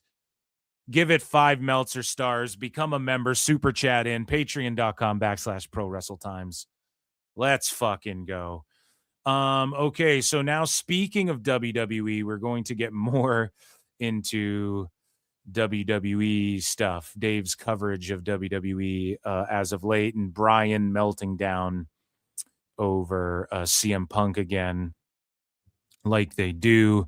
I'm going to play a flute. Let's rip a flute. And so we have two little pieces here that to transition, you know, AEW versus WWE. We've been comparing them a lot, and this whole evening has been about talking about like what Paramount would benefit from, essentially, and comparing. Dave's been doing a lot of comparing of the two. And so leaning more in the WWE direction, Dave Meltzer had this to say, that WWE's way down and AEW has never been higher practically, especially if you throw in the fact they're on Max. But meanwhile, Tone himself is worried about being on fucking Max when it merges with Paramount, as opposed to going to Netflix. You know, the young superstar, you know, babyface, you know, the former heel thing. So it just doesn't even make sense. That, you know, people have tried to explain, but never really have done well, that wrestling got caught in the crossfire and got hammered really bad. And, you know, we've had several changes, but the, you know, the panel numbers are still there. So, I mean, I know the numbers, you know, printed them up and they're in the Observer, you know, of what these numbers are compared to how the numbers were tabulated from the beginning of time until September 2025. From the prehistoric times, Bryan, all the way back, Days of Future Past, Bryan. The new X-Men 97. I need to watch that show, Bryan. And, you know, people will look at these numbers and go, oh my God, wrestling's had a terrible year. It's dropping. And when you look at it, it's like, you know, WWE's down, you know. AEW. So wrestling as a whole has a terrible year. It's dropping. WWE's down. That's a fact. AEW's up, but Tone doesn't want to go to Netflix, where it's the bigger platform, because they're already beating Raw, but he was worried about it going to fucking Netflix for some reason, and he just has to be relegated to Paramount. Or fucking WBD, whatever it's going to be called. That has way less of an audience than fucking Netflix. Like, listen to all just like this weird writhering around. Like, none of it makes sense. Even I don't know what point I'm trying to make by keep fucking bringing that up. Okay? But it's just like, I've gone fucking Looney Tunes this episode. Like, Dave is nuts. He's never, Oh, and another glitch out. Nice. That, people have tried to explain, but what these numbers are compared to how the numbers were tabulated from the beginning of time until September 2025. And, people will look at these numbers and go, oh my God, wrestling's had a terrible year. It's dropping. And when you look at it, it's like, WWE's down, AEW's never been higher practically. Especially if you throw in the fact that they're on Max, they probably have never been higher than they are right now on a consistent basis. But people don't know that. And anyway, but yeah, so people don't know that. Tone doesn't know that. He doesn't know the numbers, blah, blah, fucking blah, but Dave knows them. So we move along here, and Dave Meltzer thinks Sami Zayn's undisputed WWE Championship win is very similar. Situation to Darby Allin. I mean, I don't even know if we can really hate on this. It's just his opinion, I guess. He says the championship change was a surprise. I don't think he's the guy in their plans. Well, clearly he's the guy in their fucking plans if they put the fucking title on him. It's very similar to Darby Allin in a sense that at some point they were going to do it. Dave, they put the title on Darby because Tone promised it to him, but he realized that Darby's not going to be in the title picture. And so they hotshot booked some shit so that they could keep going with the next 3 champions that fucking Tone has laid out. But at some point he promised Darby he would give Darby a title. I know it. And Darby just lost momentum and luster after Sting's not by his side. And so they just like kind of pulled the trigger on him in his hometown before he got married as like a wedding gift to him. The Darby Allin thing turned out to be a pretty big success in the way it was done, and this could be too. I mean, okay, maybe in New York they did 14,000 people or whatever. Okay, maybe it was a success. I don't see a long reign, but I would hope it's longer than SummerSlam, long enough to where it's not like one of those things where, well, we finally gave it to him, but we didn't mean it. Oh, so like Darby Allin? So they gave it to him, but it didn't really mean nothing because he just dropped it right away at a fucking pay-per-view. And Sami Zayn could do that. I get the vibes that's what's going to happen with Sami because he keeps taking pictures with the title like all over the place. Having coffee, out to dinner, fucking. It's like a Ricky Dozan watch, right? It's just out on the fucking town. And I think that's why they might take it off Sami quickly. But hey, if Oba beats Sami, everybody will be happy with that. And if Sami beats Jay, nobody's going to be mad about that. They'll actually be happy with that too. So I don't know, but they are pretty similar, I guess, in that, yeah, it's kind of a transitional thing. And they're guys, I mean, you could argue, I guess Darby deserves it. Like he was really cool at one point in AEW when Punk was working with him and shit. And then some of the Sting stuff was okay, but it just got repetitive and boring after a while. And by the time the Sting retirement, they're all like, no retirement's been booked better. And I disagree. I don't think it was that. It wasn't even really focused on Sting like it was. His sons came out. They were painted up like him and shit. That's all good.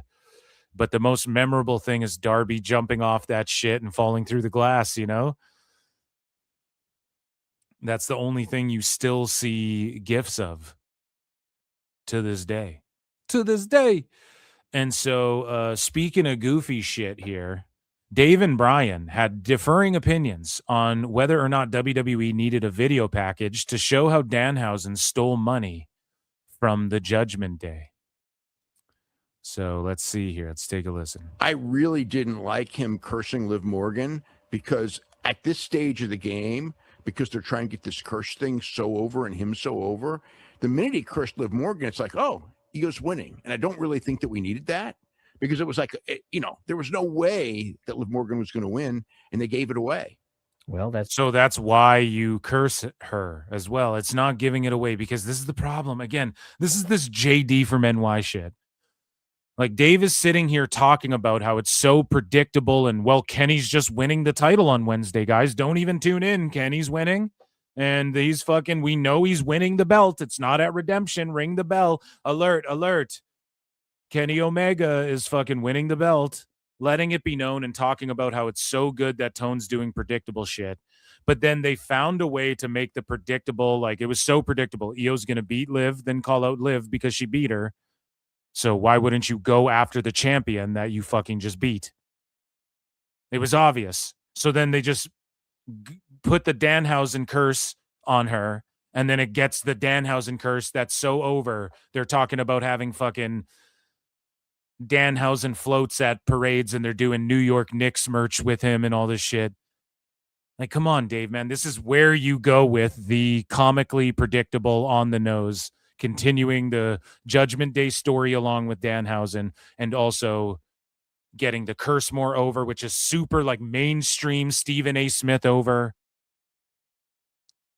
And then also then you have Io win, and then she challenges Liv for the title, because that makes the most sense too. You're going to challenge the champion that you beat.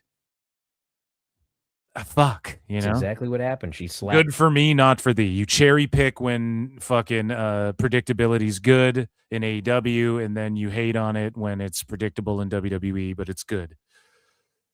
Or it's not good, I guess, because it's Danhausen and you're fucking triggered because he left Tony Khan's company. Tell me about this money thing. What about it? Well, how did the money get to Danhausen? How did he steal it? Who brought the money? They paid him to curse him. He didn't, and they wanted their money back because he didn't curse. Did they bring a briefcase of money? What'd they do? I don't know. Exactly. They should have put the video on, for crying out loud. It was a minute. It doesn't matter. 1 minute. They explained it. They're gonna listen. If it's gonna be on 3 straight shows, give me a damn video. It was explained. Give me a video. Come on. This is elementary. It's not video elementary. Package. They already explained it. Once they explain it, you don't have to keep. This is TNA level here. See, now they're saying it's TNA level, but before it's fucking everyone's crying about WWE 10 million video packages, and the commentary reiterate it. Now, Bryan is being a cuck here. Like, he doesn't need to see a package. Dave is right. And Dave has used this defense. So again, I'll give a base Dave flute, because he's used this defense for AEW, where he's like, oh, they said it, so it doesn't matter, Bryan.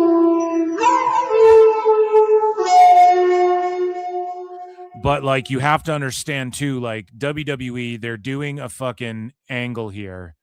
Let's face it, Danhausen is for the children, for sure. And they're doing an angle here where these guys are basically like, pay us back or we'll break your legs type shit. But there's, like, kids watch the show, and it's Danhausen, and it's kids buying his merch, and it's a fucking wacky character, and you also want to market to kids. So they're not going to show Long Gone or the day. I mean, okay, Travis Scott smoked a blunt on his way to the fucking ring. But long gone are the days of, like, the APA gambling and fucking doing shots and drinking beers. What? And fucking smoking cigars and shit. Sitting backstage, like, you might get that. Possibly that's some shit that, like, The Rock would do on his social media, though. He takes a shot of fucking Terramana on the socials or something, right? Like, you don't really do that on the show. Even though they promote alcohol and stuff for the adults, you don't see Cody Rhodes, like, drinking a fucking Moscow Mule. He's not slamming cranberry vodkas or a skinny bitch, right? The soda water, fucking squeeze a lime in there and some vodka in a tall glass with lots of ice. You know what I'm saying? He ain't drinking skinny bitches. He's sitting there fucking promoting the shit in commercials, but it's not really, and yes, they have cocktails on the pod or on, like, other adjacent things, but on the Raw show with Danhausen, they're not going to be like Sopranos. Here's a fucking briefcase exchange of money. that Danhausen gambles away or whatever, at least in my mind, Remember when they explained everything's digital now? They fucking Venmo'd him. that, like, who was the lady? God, no. Remember AJ had like a girlfriend? I don't even want to hear this. What was her name? Once they explained it, it's What was her explained. name? I don't even care. Once they explained it, it's explained. You don't have to keep hitting people over the head. Oh, let's show the video 16 times. Nah, It's I show it once. Once you say it, Once. you've said it. You've said it. It's already been explained. One time. This is like a total non-issue. No, but I disagree with Dave where you don't just say things one time, because then, like, if somebody didn't tune in, the beauty of WWE is if you miss a week, you can turn on fucking Raw or SmackDown and you know what happened last week. You know why you should care. If anything from the week before needs to be reiterated, it's there in the package. And then if anything from the week before that needs to be reiterated as well to add context for the last week, they fucking include it as well. Okay. So I'm with Bry. But WWE, the complaint was that they used to do too many packages and shit like that. Now Bry wants more packages. And then fucking Dave is sitting here at least defending WWE for once. But I also disagree with Dave in that you should say it more than once. But everybody knows, basically, if you're watching WWE, and Brian knows this is why he's being a little bitch right here, because he knows that, because he watches Raw every week, presumably, right? So if you're watching it every week, you fucking understand if you just turned it on that evening. But they also did say it, like they did bring up the fact that the monies and all of that, like they did bring that up on commentary. So I don't know, man. It's just about finding a good balance, and this was at Night of Champions. No. So If they had never said it, I don't know if he's complaining about Raw or Night of Champions here. you do this and everyone goes like, "Oh, what are they talking about?" It's like, no, it was completely explained. So anyway, hopefully they have that video on Raw. They But don't have Liv that. and Io faced each other in the Queen of the Ring. Now it's old news. In fact, putting it Actually, it's not, because it's still in the storyline. He cursed her because they haven't got the money back, and then she lost. So this will be a main story. No, he didn't. Wait, so hold on. I think Brian's confused. He cursed her because the Judgment Day didn't get the money back from Danhausen? That's not why he cursed her. Story on Raw. Liv has been cursed, and that's why she lost. Yeah. And she's going to be begging for the curse to be lifted. Good. More money's going to be involved.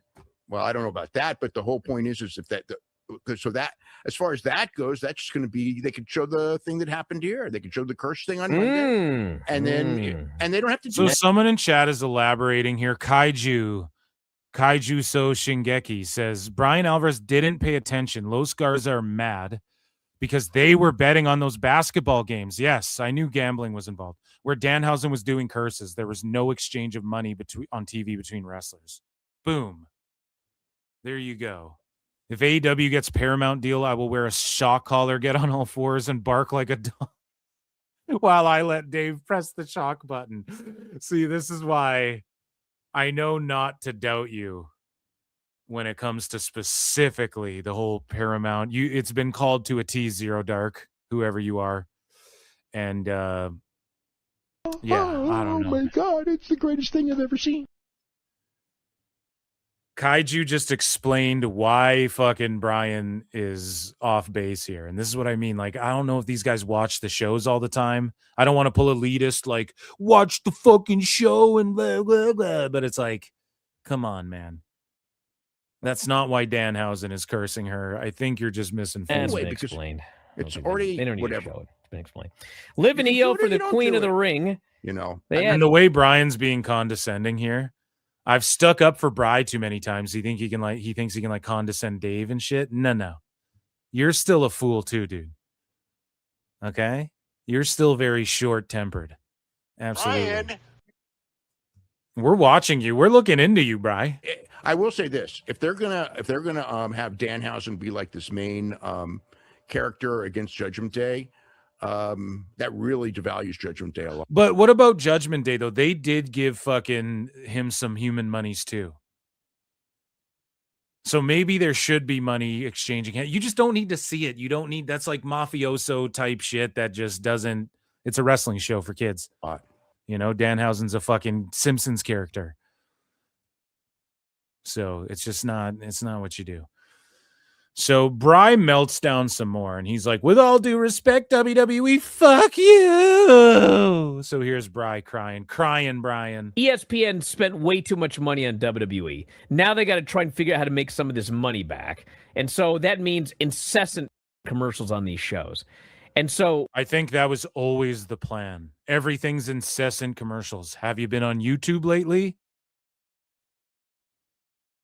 Everything's incessant commercials. We have like a horrible finish. But they just like attribute it to, oh, they spent too much and they're pissed and they need all their money. It's like, dude, who are you listening to? Freddie Prinze Jr.?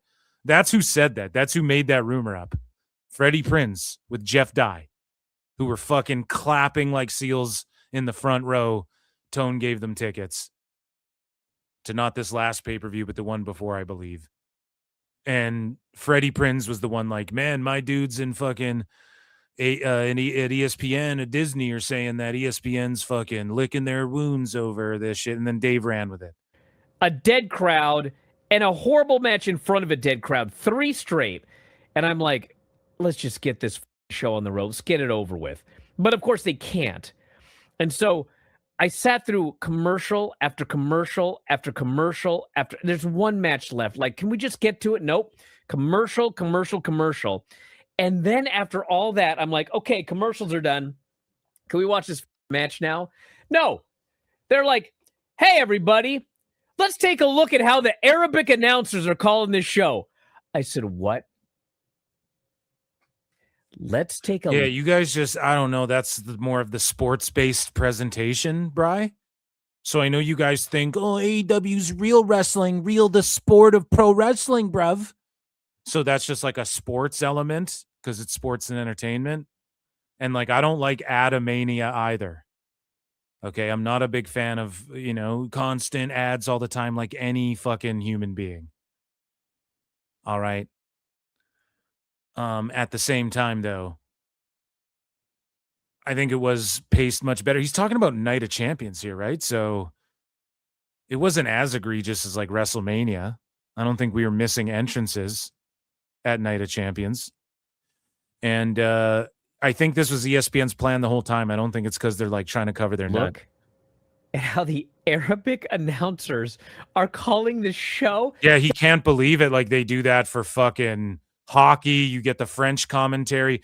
For soccer, they'll do compilations of the different languages announcers. And if somebody from, let's say, the opposing team, like let's say Canada's playing fucking Ghana or something, I don't know. Pick a team, pick a place. I don't know all the soccer teams either, so I probably sound like a noob, but they will sometimes take like, okay, Canada's playing Germany.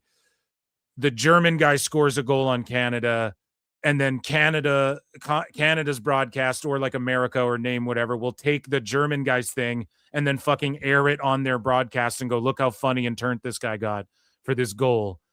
Like TSN will do that and shit when they're covering like international sports. So I don't know. That's like a sports-based aspect that Bry, of course, he doesn't watch sports. They start showing He was never big enough to be on any team, right? So he always got picked last because he's so short. Plays in Arabic. I was like, what?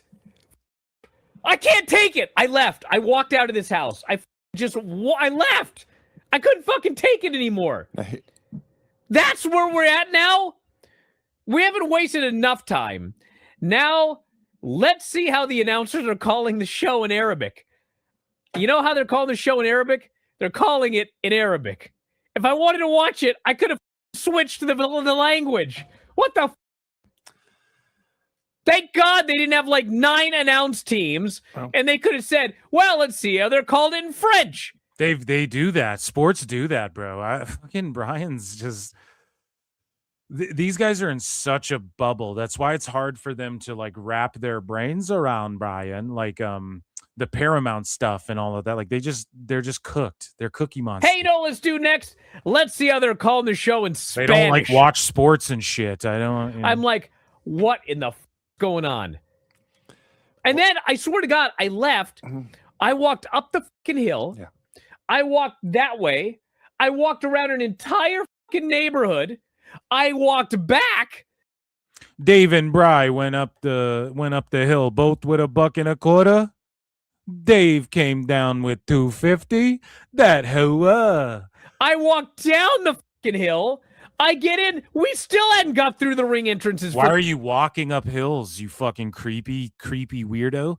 The What are main you event. doing? No, I've been trying to say what happened after you left with the Arabic announce team is they started the post show.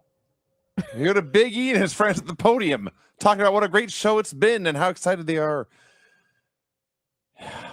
You know, I can say this because LA Knight basically said it to the Usos. WWE, with all due respect, fuck you. God damn it. Jesus Christ, this show. All right. That was my reaction to the 17-hour show. He's like, oh, there's so many ads. It's like, okay, but they put on like a way better paced show than fucking Forbidden Door, Forbidden Floor, where it's like 12 hours deep, and even Dave's like, I won't dare talk shit about this Ospreay match, but I was fucking tired, Bryan. You know what I'm saying? Is it yes after all So here's Bryan crying some more. these years? Sami Zayn finally got his world title. He's now a world champion. He can say that he won the world championship. So that's all nice and good. I should be in a better mood to talk about it, but with Darby, they're all just like, oh, it's the greatest thing I've ever seen, Bryan. Oh my God, it's the greatest thing I've ever seen. With Sammy, he's just like, Sammy's the champion. God fucking damn it, this fucking show. I think we should start at the beginning. I can get all my anger out, and then maybe I can talk. Then after all that, I'm like... So this is just an extended version of his meltdown. I'm not going through all that. Bry's a fucking cry more. So speaking of Danhausen and making Wrestling Observer cry, here's CM Punk and his response to Wrestling Observer newsletter reporting he has heat backstage with WWE. And so here is seemingly a comic book panel. And I think that's Kang the Conqueror with Danhausen's head over his body. And then it says, taking over America makes me thirsty. Come back here, you creep. You owe me 10 cents. And he steals the lemonade. And then CM Punk tags Danhausen, and it says, Danhausen is cancerous to America and really didn't pay for lemonade. He is blackballed. All that bullshit about Punk having heat backstage in WWE and shit too. It's just funny how some random Twitter account says that shit. They run with it. Multiple stories. Everybody melts down. Credible people like fucking a Nicolo Piccolo says some shit about the TV and he becomes Lord Voldemort and they're not allowed to say his name. Like you couldn't be more transparent with your biased shillery than these motherfuckers have been. But shout out Punk. I love when he fucking hurts Bryan's feelings. And speaking of which, here's what Bry, again, he's crying more. Here's what he had to say about Punk. He said that Punk turned into Hulk Hogan. And it's like, yeah, what a draw, brother. Well, let me tell you something about Pepsi, dude, about being straight edge Jack. Punk really said his prayers and ate his vitamins. And didn't do drugs or alcohol, dude. I mean, we've all popped a couple peptides. We used to call it poppin' peps, dude. Jack, well, let me tell you something, Mean Gene, about steroids. They're actually way safer nowadays. You can buy shit over the counter at a Popeyes, dude, that'll get you real yoked up. And you too can body slam the stinky giant, dude. My favorite story of the last couple of days. Did you see this Punk interview that he did a couple of days ago? Probably not, right? Did not. So Punk's on this show and he explains. Oh, yeah, and we have fucking in chat. It's called a vacation for the summer. We'll be cool for the summer, right? It's called a vacation. Oh, gee, you don't say Zero Dark. How do you know? How would you know Zero Dark?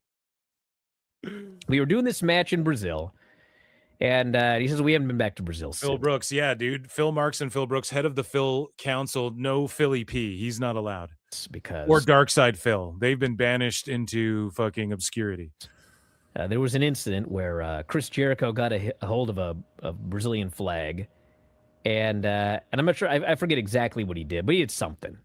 And Punk goes, so the next thing you know, ring is surrounded by guys with machine guns, and these Brazilians are not happy.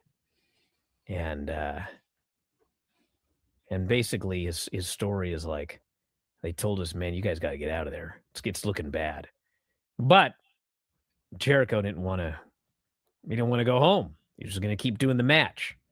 And so Punk explained, I had to roll this guy up and stack him, high stack and pin him to get us out of there. He's telling this whole story, okay? So anyway, what's amazing about this, okay? What's amazing about it is as he's telling the story, in like the bottom left-hand part of the screen, they actually show clips from the match. It's very brief. It just like flashes on the screen and then disappears, okay? As he's telling the story about this match. So like, once people saw that, they were like, well, wait a second. The match exists. Like there's a handheld of it. The story that he's telling us about. So you'll never guess. People went up and they... Do you want to fucking pull Punk's card with this? Like, do we need to bring up the Jack Perry footage and do that side by side again? It's crazy how Bry does this, but when the Jack Perry footage goes down, he doesn't say, oh, I mean, it looked exactly like what Punk said, and it seems like Jack Perry is a fucking dickhead. He has nothing to say about any of that because he wrestles Marco Stunt and shit on the fucking indies, but with Punk, who took his girl back in the day, fucking mogged him. He got mogged by Phil Brooks, dude. Oh my God. We're talking about obsession. Have you guys seen the CM Punk horror movie where he's like fixing up that fucking house? And then some like freaky deaky chick who I think is like a ghost starts hitting on him, and he's like fucking telling his wife, just stay away from the house. And then, well, I don't want to spoil it and shit, but that's a good movie. It's actually pretty goddamn good. It came out like years ago. You found the match, and you will be stunned to hear that none of that happened. There were no men surrounding the ring with machine guns. There was no shoot roll up. They just like did a match. Fans were like cheering and everything like that. There's no shoot roll up, but you're a fruit roll up, Bry. Am I right, guys? Guys, am I right? Go. That, and then Jericho tried to swing a chair, and Punk avoided it, hoists him up, hits his finisher, 1, 2, 3. I was like, my God, he's turned into Hulk Hogan. He had this totally made up story about this incident that happened with Jericho. And just like the funniest part to me was he's telling the story, and they actually have footage of the match as he's telling the story. Hey, we actually have footage of him fighting Jack Perry, and it 1-to-1 lines up. Even Jack Perry's friends will tell you that it 1-to-1 lines up, and just made Punk look really good because exactly what he said is exactly what plays out on camera. Okay. And I don't know, man. Like, what was Brian's reaction to that? I don't even remember. Maybe we should look that up for the next show. But was he sitting there going, oh, the story? He's just like nitpicking some weird thing it's pro wrestling. It's just like getting heat on the biz, man. So anyway, I was greatly amused by that over the last couple of days. Maybe I'll bring that up in a promo when we come back. But that is one time when we can tell him when he was telling lies. See, there's one time we could tell him when he's telling lies. Bry, should we do you explaining your match, and then when you're waiting for Marco Stunt to do a run out on the indies like we did on patreon.com/ProWrestleTimes, where I do bonus episodes of Dave Meltzer Dumb Moment of the Week, exclusive to Patreon, because we watched some matches from your wrestling career. Not a lot of them, but we watched some shit where you did a side-by-side trying to explain why you're the worst pro wrestler of all time waiting for Marco Stunt to do a run-in on you. Do we need to pull that up where you're just telling fucking lies? Tell me lies, tell me lies, tell me sweet little lies. So, speaking of having your mind boggled, here is Dave coping, and we should have did this before. It's all good though. Here's him coping about AAA and NXT Heatwave going head to head with AEW. You're going to do a 6-hour show. and it's going to be 3 hours on YouTube and then 3 hours on CW. It boggles my mind. It's like you really hate AEW so much. You're gonna, start a show at 11 a.m. in Edinburgh, Texas, because you are so obsessed with. Like, okay, dude, is WWE obsessed with AEW, or are all the AEW wrestlers constantly melting down and comparing themselves to WWE? And the only time they get clipped is when they compare themselves to WWE. And Tone started by talking shit and spazzing out about, the Friday Night Wars, it's in court. I have more money than Jim Crockett. I will not take this shit. Like, what is more obsessed with WWE? Copying all the shit they've done poorly on your show.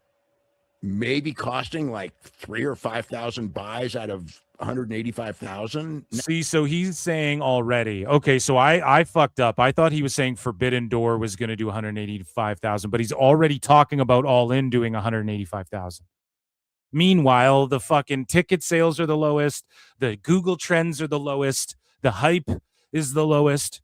Tone stuffing in a quick pay-per-view redemption last minute out of nowhere before this one. Like, come on, man. Next month, it's like, what the hell?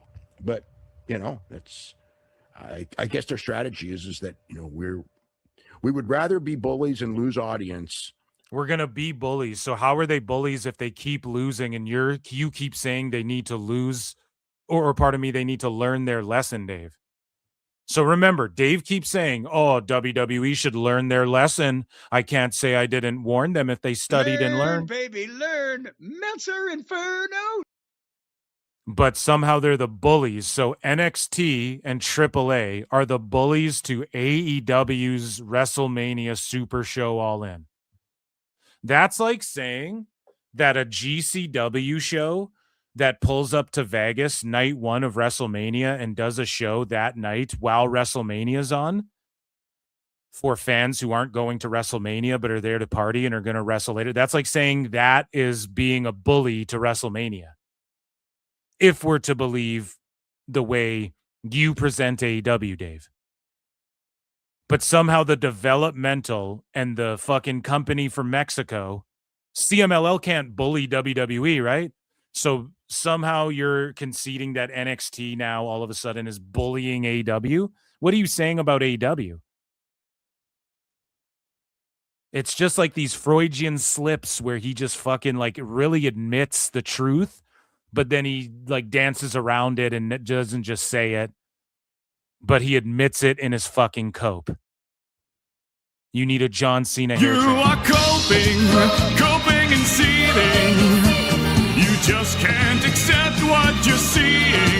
Yes, you're coping and seething. The truth it is scalding, and now you are molding and coping so hard. Coping and seething. So Dave's saying you're going to continue to be the bully and lose viewers. Okay, so one, it's not like losing viewers as in they don't return and watch the show or watch it on replay or just watch AAA on fucking YouTube like I do every fucking week, right? Listen to the disappointment in his voice, but also what kind of bully loses every time and gets taught a lesson, but then keeps coming back for more and fucking, I'm a bully. Everybody I pick on beats my ass. Are you really the bully at that point? Or are you just like Johnny Knoxville? You're like jumping, like standing in a bull pit and jumping over fucking bull. Like at what point is it just you're Steve-O and you're just a glutton for punishment? So it would be that. How you can't be the bully and be getting your ass kicked all the fucking time like you're trying to make it out to be. And Dave's just retarded. He doesn't understand how he says one thing and then says the complete opposite thing and then stands by both things he's fucking saying as if you can like have your cake and eat it too. I don't even know if that's the right like terminology or expression rather to fucking use when it comes to that, like having your cake, but he just wants it both ways. Like it can't be both. You can't be losing every fight and you're the fucking bully. right? At some point, it's like, well, WWE's the underdog trying to fight from behind under AEW. If AEW's beating Raw on Netflix and shit, why do you care about Heatwave? But just listen to the disappointment in his voice. He's so sad. Next month, it's like, what the hell? But, that's, I guess their strategy is that, we would rather be bullies and lose audience than let them. What a fucking tart. Like, it's streaming too. So, okay, it's on Netflix and I choose to buy all in and then I'll watch fucking Heatwave later. I'll just watch it tomorrow. Dave, it's about streaming minutes, retention rate, replayability. How many people keep coming back to this fucking video? Jesus Christ. I've been thinking about it. I mean, the one strategy where it does make sense is where it does make sense where it does make sense is the census is on Cage Match. The only reason I know about this is because I know about it. They are moving to a new platform, and I think that obviously WWE does not want them successful on the new platform, and anything that they can do now. I mean, it is similar to when they first started, where, Vince, rushed that NXT TV show to go head to head with them because he wanted them to fail on TV, and it didn't work out that way. But, that was the strategy and that was the goal, and totally understood the goal, right? The goal made sense, just didn't, just didn't work out that way. Okay. All right. So what's the point? You're just sad that they're going head to head. Fucking cry about it more, you little bitch. So now Dave is going to complain about fucking Oba Femi and Brock in Hell in a Cell. And you got JD crying. And I know WWE's not perfect, but how the fuck can people I destroyed Alba, by the way. Check out my back and forth with John Alba. He just tapped out like Paul Walter Hauser did too, because I can just logically dismantle these fools, man. And it's like Alba was on some same shit that JD from NY was on. They're saying the exact same thing. But meanwhile, Alba calls JD from NY a fucking grifter. Meanwhile, you guys have the same fucking opinions on this. You just want the predictable, what's laid right in front of you fucking route, the way Dave Meltzer does when it comes to AEW, but he doesn't like it when WWE does it. Okay. And they're just trying to draw parallels. So again, when it comes to Oba and Brock was the next big thing. Oba's the next big thing. The Rock handpicked Brock as the guy who is going to fucking beat him and take his title of fucking youngest world champion at SummerSlam. Brock handpicked Oba to fucking beat Brock at SummerSlam. Brock Lesnar is passing the torch. He famously has had, I think, 2 Hell in a Cell matches with Undertaker. The first one was with Undertaker as well after he won the WWE title, where Undertaker bled all over the place for Brock, and it was a passing of the fucking torch moment there. Later, I think in 2015, Brock and Undertaker had another Hell in the Cell, but there's significance there because of that moment. Undertaker passed the torch to Brock essentially in that fucking, like, he earned the big dog's respect type shit, right? Now Brock is going to do the same for Oba in a Hell in a Cell. Also, Undertaker fucking Oba is his guy. Undertaker was working with Oba a little bit. Undertaker put him over on TV, said, hey, let them know it's your yard and shit. All of that stuff is culminating in this. And it's about drawing the parallels between these two. People are like, what if he won the Rumble and he fucking... It's not the Royal Rumble. And also John Cena cashed in his Rumble shot at fucking No Way Out before. So that doesn't matter, and we've seen that. And also Brock always meddles with and interferes in the WWE title picture. He was champ and said, fuck you guys, I'm entering the Rumble this year. That's what Brock does. He always just shows up out of nowhere, inserts himself. It logistically tracks, okay? It's just that it's not as predictable as Brock fucks Oba, and then you get fucking... And then Oba loses to Jay, and then or whatever the fuck they wanted. They wanted Seth and Breaker to be on opposite brackets and then fight their ways to the final to force them to fight again, even though that's just like the greatest coincidence of all time because they'd still be beefing. Like, you guys want the logical, no, not just the logical, both are logical. It's not illogical either way that they booked the way we got to these matches. Either way works. One way is just more predictable than the other. And with WWE fans, we have sort of a split where some people want like the really predictable, easily fantasy mark bookable things to happen. And then some people are like, dude, I'm just all about like, if they can find a way to keep me on my fucking toes. But none of it's nonsensical. Like, I was convinced Jey Uso, and in fact, it was more unpredictable simply because a lot of people thought Jey Uso was going to win that shit. And then he went out there and did business. So it just keeps everybody. It was the least predictable route to go in an otherwise largely predictable fucking crossroads, I guess, that they came across. Anyways, let's hear Bry's take on this and Dave's. After winning the King of the Ring, Oba Femi doesn't give a shit about this belt. He wants to face Brock Lesnar. Well, that's because he got attacked. This is ridiculous. It's like that's the story they came up with. I mean, yeah, and it sucks. Can we at least say that? We had a King of the Ring that was advertised as the winner getting a championship match. Yeah, well, he's going to get. And the guy gave it up. He's going to get his championship match. I think it's. I think it'll be at WrestleMania. I know, but like, I don't know. And it makes sense with the sell too, because like Brock, yeah. So I just looked it up. He had one in 2002 at No Mercy, where Undertaker, or it was 03, pardon me, 02 or 03, whatever. But he fucking is bleeding everywhere, and that was the passing of the torch. That was like it's your yard now. But then to end their rivalry, 2015, Taker versus Brock at Hell in a Cell in Hell in a Cell.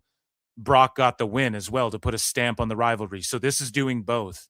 This is Brock like giving the Taker rub to Taker's guy, and it's accomplishing what Taker did and The Rock did for Brock at SummerSlam, which is where Brock won his title and shit. And it's also in Minneapolis, where Brock can retire in front of his family, unless he comes. I mean, it's TKO, right? They want to throw the Brock Bucks around. They're going to throw the fucking Brock Bucks around.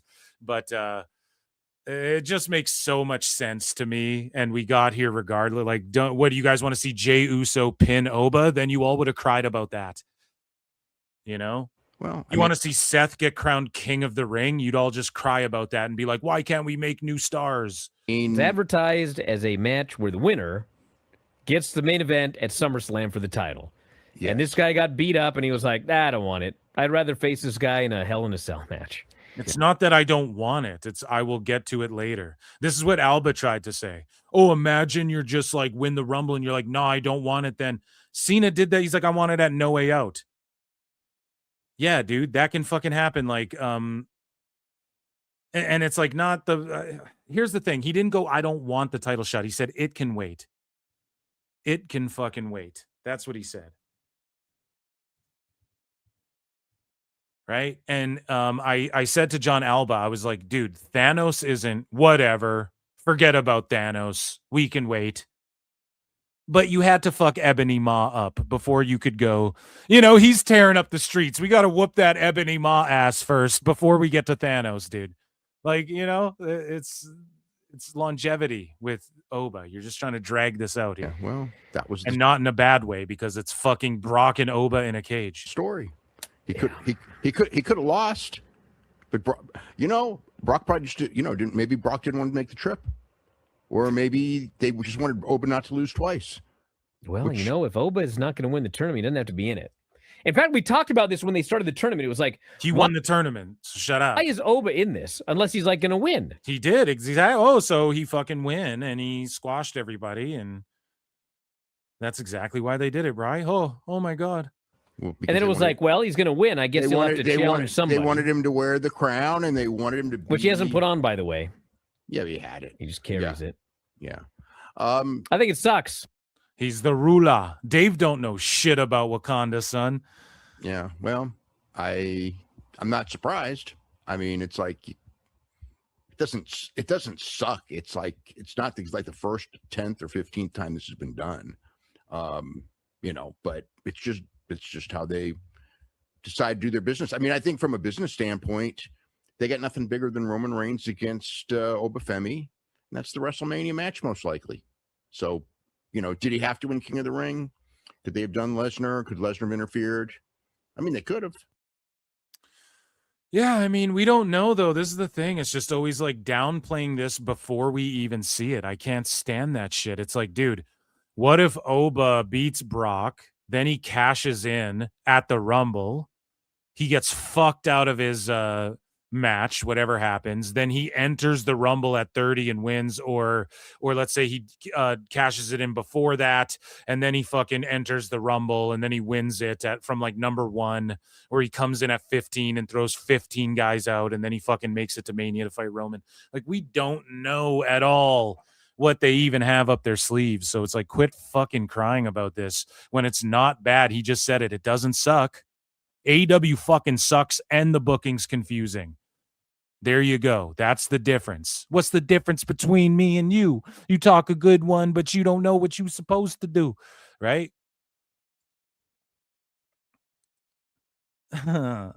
I act on what I feel and never deal with emotions. Stop the beat a minute, Dre. I got something to say. I forget how it goes. Dave Meltzer on Lola Vice versus Kendall Gray, and he just fucking slobs all over this. I dropped a video today. Kendall Gray rejects Dave Meltzer. Rejected him hard. Lola and Kendall Gray. And it's funny, too, that he glazes Lola so hard. So I was a fan of Valerie Lareda, Lola Vice, when she was an MMA fighter. Okay.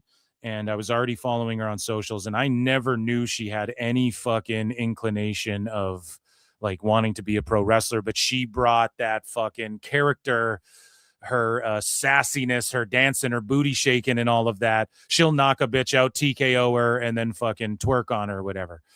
And when I heard that WWE was looking at Valerie Lareda, I was like, holy fuck, they got something in her. I'm telling you right now. And she's a shooter. Like, she has something.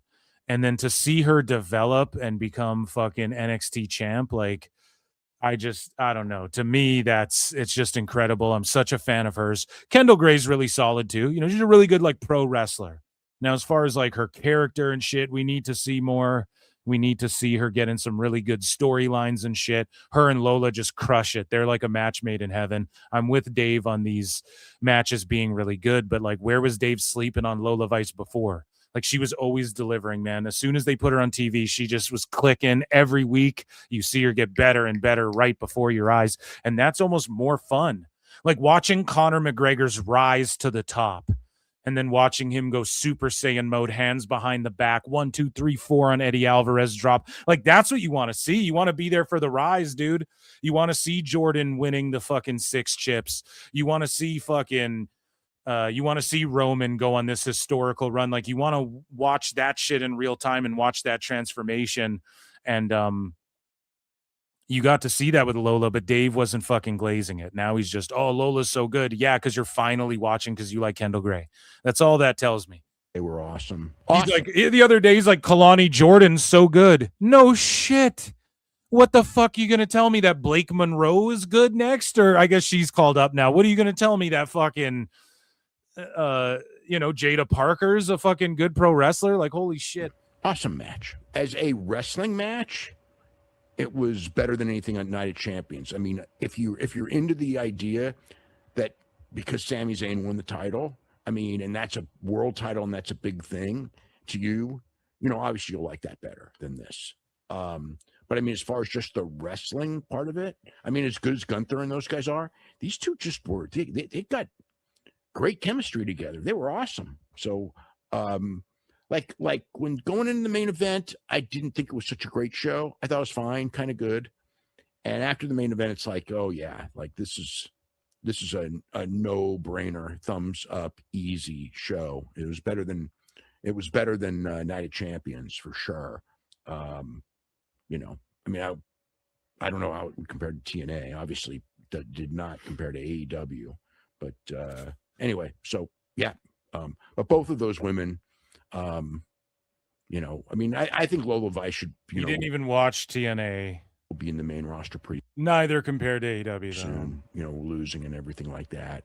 And I think she should do well. Kendall Gray is going to be a superstar, no doubt about it. And that's why he tried to poach her to AEW. The thing is with Dave too is like, Kendall Gray, go get paid 10x more to be in AEW. Why? So she doesn't turn into a superstar, you dumb fuck? The one comment. So here is Dave Meltzer melting down about Triple H not being serious, even though,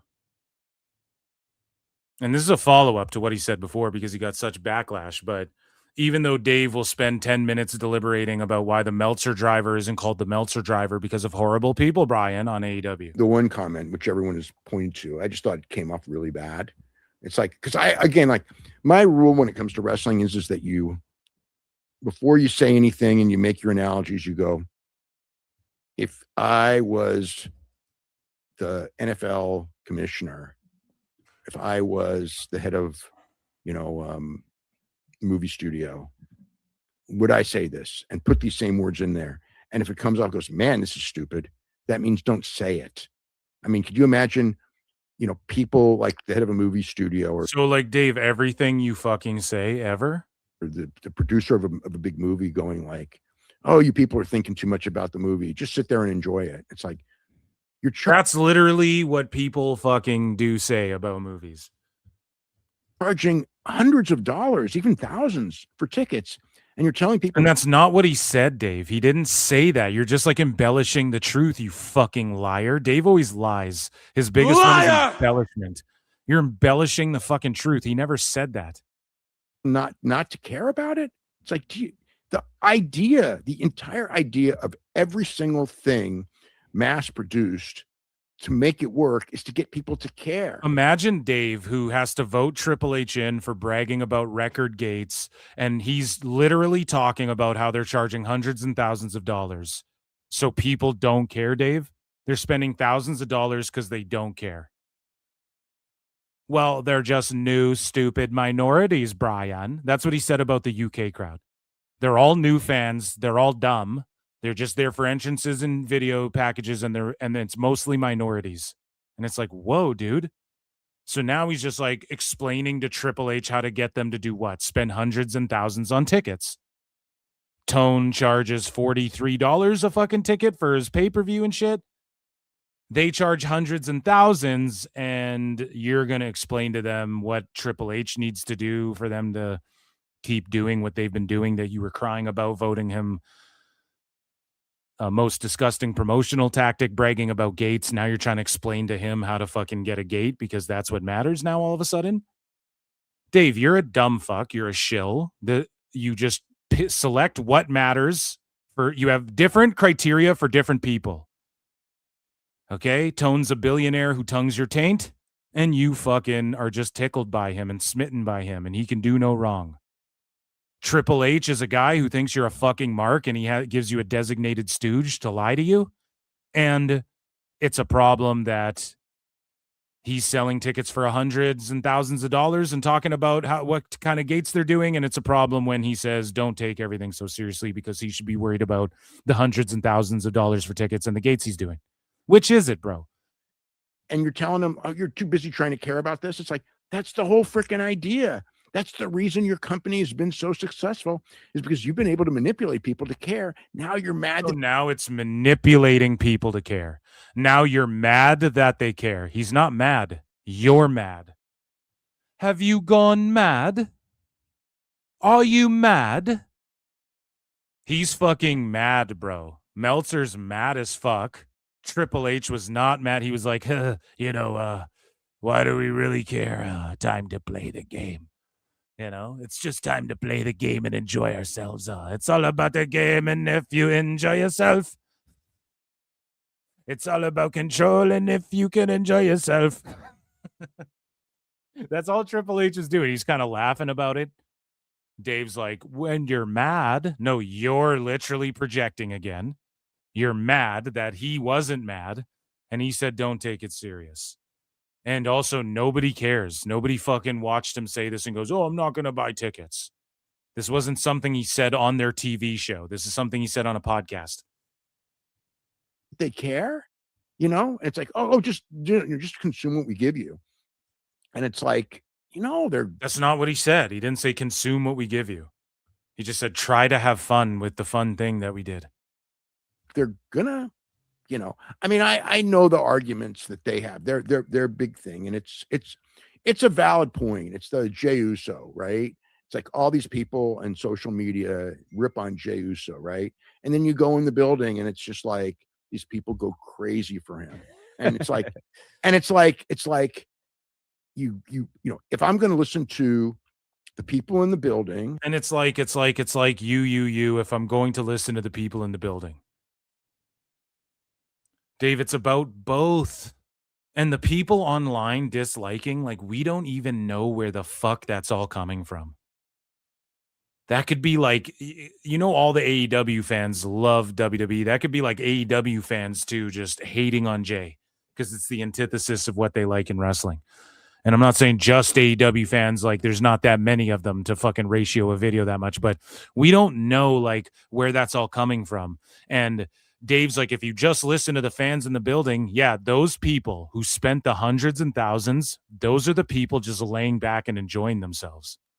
Triple H is talking to the marks who are likely fucking pirate shipping most of the shows, spend way too much time on Twitter, and are fucking disliking the Jey Uso videos.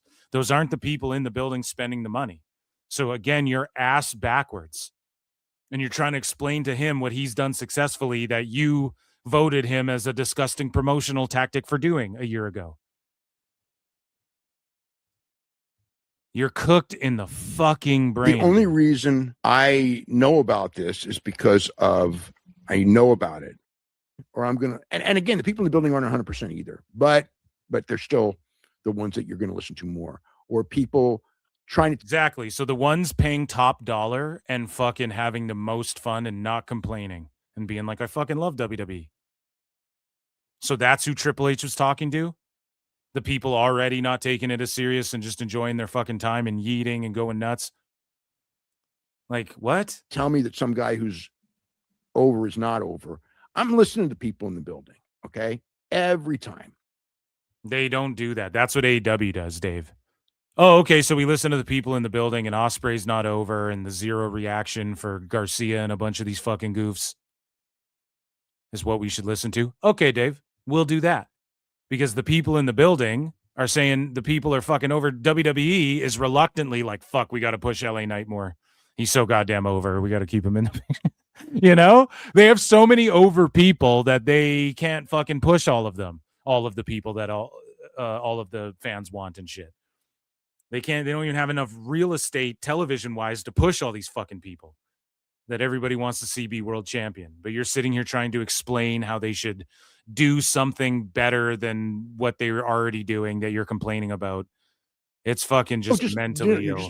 And that's why I make fun of you, Dave. And I ain't going to keep telling you that we won't stop. That, ladies and gentlemen, was Dave Meltzer Dumb Moment of the Week. Where's the guy that has papers everywhere in his room?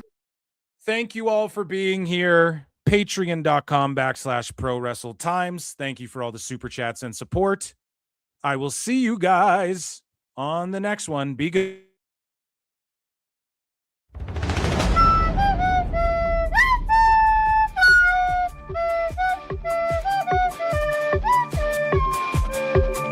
Oh my God, it's the greatest thing I've ever seen. You're overdue. I just felt it's something that makes you look good, and that's cool, and I'm all for it, but I think you need to tone this down because now it's getting intrusive to the show. But they can go in the afternoon for a US Hold show, on a second. As they did there, and they can do 180,000 buys for an afternoon show, which they've also done for All In. So okay, we know they can do. We know they can do big. Can I continue this before you cut me off? We know one thing. Yes. We know it might have done well because it went on first. I'm not saying it would. Here's my thing, Dave. But here's okay. Wait. Okay, here's the thing. Oh my God, it's the greatest thing I've ever seen. I mean, it didn't mean anything to me. It was just a match. That's the problem, Dave. It should mean something to you. Give him a quick squash win. just to show that, like, you know, he's not a loser.